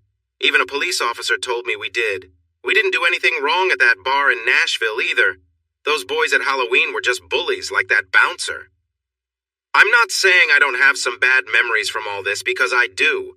But if you've done your best and bad things still happen, all you can do is live with it and think about what you can do better next time. Maybe my childhood has taught me to accept what I can't change. My coach always said, don't let one mistake lead to another. Everybody makes mistakes. You have to move forward and focus on what's next. Don't dwell on the past. Joe smiled, reminiscing. She had other sayings that fit this too, like, when the situation gets tough, the tough keep going. What happened to me at Halloween was scary and upsetting, not trying to diminish that or what happened with the bouncer, but nothing compared to being in my bed while Elwood had a house full of loud and rowdy men, hearing footsteps heading down the hall toward my room. I always locked my door, but I knew it could be broken down easily. Many nights I would sit on my bed with my phone ready to call for help, shouting at whoever was knocking to go away, or I would call for help. With Chris, school, and my friends, I think I manage my bad memories pretty well when I'm awake, but I still have nightmares sometimes. You can't control what you dream about. Deborah then spoke. Joe, after Donna talked to me, I called Stephanie Ellison to ask if Kate is also having problems. Stephanie said yes. She was scared to go out at night and had bad dreams when she slept. So she made plans to see a counselor in Fort Worth who helps women affected by violence. We'll also have Donna work with her. What about you? Would you be interested?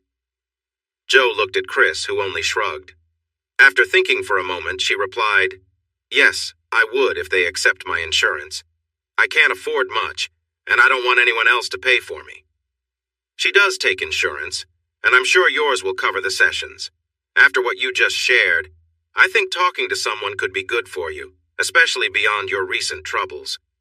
You have faced many tough times in your life, and I admire how you have handled it all. When Chris first mentioned you, he said you are very strong and sensible considering everything you've been through, and I can see that's true. Still, talking to a professional might help you move past these things so you can focus on your future. The party planner and a loud team arrived early Saturday morning, making it hard to sleep in. 2 large trucks pulled in behind them with tents, chairs, and tables for the outdoor party, and a crew began setting them up. The women were set for a spa day starting at 11, which included the grandmothers and a few cousins, too. Women love any reason to dress up, show off their best jewelry, and celebrate, Dan told his son as the women left in a happy group. Your mom has been so excited since Joe accepted your proposal. What could be more thrilling for her than introducing her son's fiancé to everyone? She is thrilled to have Joe as her future daughter-in-law, especially since she likes to say Joe never even had a debut, as she put it, sounding very serious. All we need to do is stay out of the way, dress nicely, and let the women shine. They are the ones in the spotlight. I think we can even relax with a drink or two before it all starts. The men really only needed to shower, shave, and put on their best suits, so they watched football and took it easy. They were supposed to help with the setup, but Dan said that's why he hired someone to plan the party, so they enjoyed themselves and checked on the progress outside only now and then. The party planner did come over for help with table arrangements, but Dan said to ask Deborah instead, as he didn't want to take the blame for putting anything in the wrong spot. They went back to the games, and she called Deborah. The women returned a couple of hours before the event started, but they quickly went to their rooms without saying anything to the men. An hour later, Chris and Dan went upstairs to wash up and get dressed. Since the women were gathered in Deborah's room, Dan was told to go to the guest room where his clothes were ready. Donna and Diane's dates, Anthony and David, were watching the beginning of the Tennessee versus Missouri game with Chris and Dan when the women started to come down the stairs in a line, led by the grandmothers, followed by Deborah, Diane, Donna, and Joe. The grandmothers looked elegant in their champagne and beige dresses that reached their ankles. The three Alexander women dazzled in their outfits, a gold midi dress, a sequined blue midi dress with a side slit, and a red mini dress. In a nod to tradition, Joe wore white, but it wasn't a long gown. Her off-the-shoulder dress had a daring split in the front, giving a hint of her legs as she walked. Her golden hair was styled in loose curls, framing her pretty face and neck, which was adorned with a pearl necklace. A white wrap draped over her shoulders. The girl from Ouachita looked like a fancy debutante, and Chris couldn't help but smile as he thought, if she looks this good in a dress, how amazing will she look in a wedding gown? Deborah noticed his smile and felt pleased. That was exactly the reaction she hoped for when she chose the dress for Joe. In her mind, there was no better time to start thinking about a wedding. Getting engaged was just the first step, and they hadn't yet discussed a date, other than a vague someday in the future. Dan led his beautiful wife down the brick walkway that split the two party tents. The band finished their song the moment they saw the grandmothers step onto the path and began playing the classic tune, When It's Iris Time in Tennessee. As they neared the tent and applause grew louder, Diane and David stepped out, followed by Donna and Tony a moment later. The applause continued until all six were gathered on the concrete pad at the end of the sidewalk, looking back at the house. Chris glanced at Joe. If she felt nervous, she didn't show it at all. She walked confidently, her head held high, as if she had been making grand appearances at fancy parties all her life. Chris kissed her forehead, and she smiled up at him. He asked, "Ready?" Joe sent him an air kiss, said, "I love you. Let's do this," and linked her arm through his. They stepped through the door into silence, and soon the lively sounds of Rocky Top filled the night air. With warm smiles, Chris and Joe walked down the path to applause and excited chatter as people praised Joe's dress and her stunning beauty. When they got to the front, Deborah gave Joe a quick hug, then Chris took her hand and led her to the stage. Joe wasn't the only one surprised. The rest of the family was shocked too. This was not what Deborah and the girls had planned. The leader of the quartet handed Chris the microphone with a friendly smile. He turned to Joe and announced, "May I have your attention, please? Thank you. On behalf of my family, I want to thank you all for joining us tonight. It shows how fortunate we are to have such wonderful friends. Next to me is my fiancée, Amy Jo Kennedy, but she likes to be called Joe. I met Joe in a cafe in Hot Springs, Arkansas last December, and we traveled together to Fort Worth, where she's a scholarship student at TCU. We started as friends on that trip, and over the holidays, our friendship turned into something more. It's funny because Johnny Duncan and Janie Fricke predicted this long before either of us was born. I like to think our friendship began when I persuaded her to sing a duet with me, even though she wasn't too impressed with my singing." When the laughter quieted down, he added, "Now, without further ado, here is Joe and the Cowboy." Joe looked surprised, but Chris squeezed her hand and encouraged her. "Come on. Everyone already thinks you look wonderful. Let them hear you sing." A guitar started playing softly, and Chris began, "Life can be great on the road when you're driving through Arkansas. I won't forget the day I met the girl from the Ouachita." Joe quickly joined in for the chorus, and then sang her part with a beautiful voice. "Wild like a rushing river, Joe holds my heart so dear, sweet country girl, I'd give anything to call you mine for real." She said, "Thanks for stopping. My name is Joe. You look like a cowboy to me. I see by the plates on your old truck that you're from Tennessee, and you're a good-looking cowboy, probably the best I've ever seen." I replied, "You're not bad for a country girl in those faded jeans." They sang the rest of the song together, and when they finished, the applause and cheers from their family were loud and heartfelt. They embraced each other, shared a quick kiss, and smiled at the crowd. Chris then added, As Joe pointed out earlier, I was driving a pickup, not an old car. She wasn't hitchhiking, and she definitely wasn't impressed by my looks. And just so you know, she wouldn't let me stop for a drink because she's not old enough. Once the laughter settled, Chris became more serious. He looked down at his beloved and addressed the crowd. Actually, our story is quite different from the song we have. Still, I realized that some parts were true that night and are true tonight. When I helped her into the truck, I saw beauty in her faded jeans. She is from the Washita, and life feels amazing as we travel mile after mile through the night, listening to old country music with Joe. I understood then that something wonderful was happening in my life. Even though she's not as wild as a raging river, Joe holds my heart, and she has since that special night. I am the luckiest man in the world that a higher power brought us together that night. I am grateful for her love and that she accepted my marriage proposal. I hope to share some words with all of you tonight, but first, may I have this dance, my love? The quartet played Joe and the Cowboy again, and they danced. It wasn't their wedding dance, but they gazed into each other's eyes as if it were, and no one else joined them. They turned and bowed to the crowd, then Chris nodded to the quartet, which began to play Tango of Love. Joe's eyes sparkled, and they impressed everyone there with their dancing skills and timing. They spent time with everyone, stayed until the end, and wished each departing guest a good night. Chris felt tired, but Joe was filled with joy, as was Deborah. Sweetheart, I knew you would shine, but you truly charmed everyone here. They talked about the night, reliving the moments for almost an hour until Chris stood, gently took Joe's arm, and said, I'm feeling tired, Joe. Let's go change and get some rest. His mother laughed. If you're so tired, I guess I won't hear any noises from your room tonight. Chris and Joe blushed, said goodnight, and happily walked up the stairs. Thanks for watching this video. Don't forget to subscribe to Infidelity Plus to stay updated with more captivating tales of infidelity and payback. Turn on notifications so you're the first to see our latest content.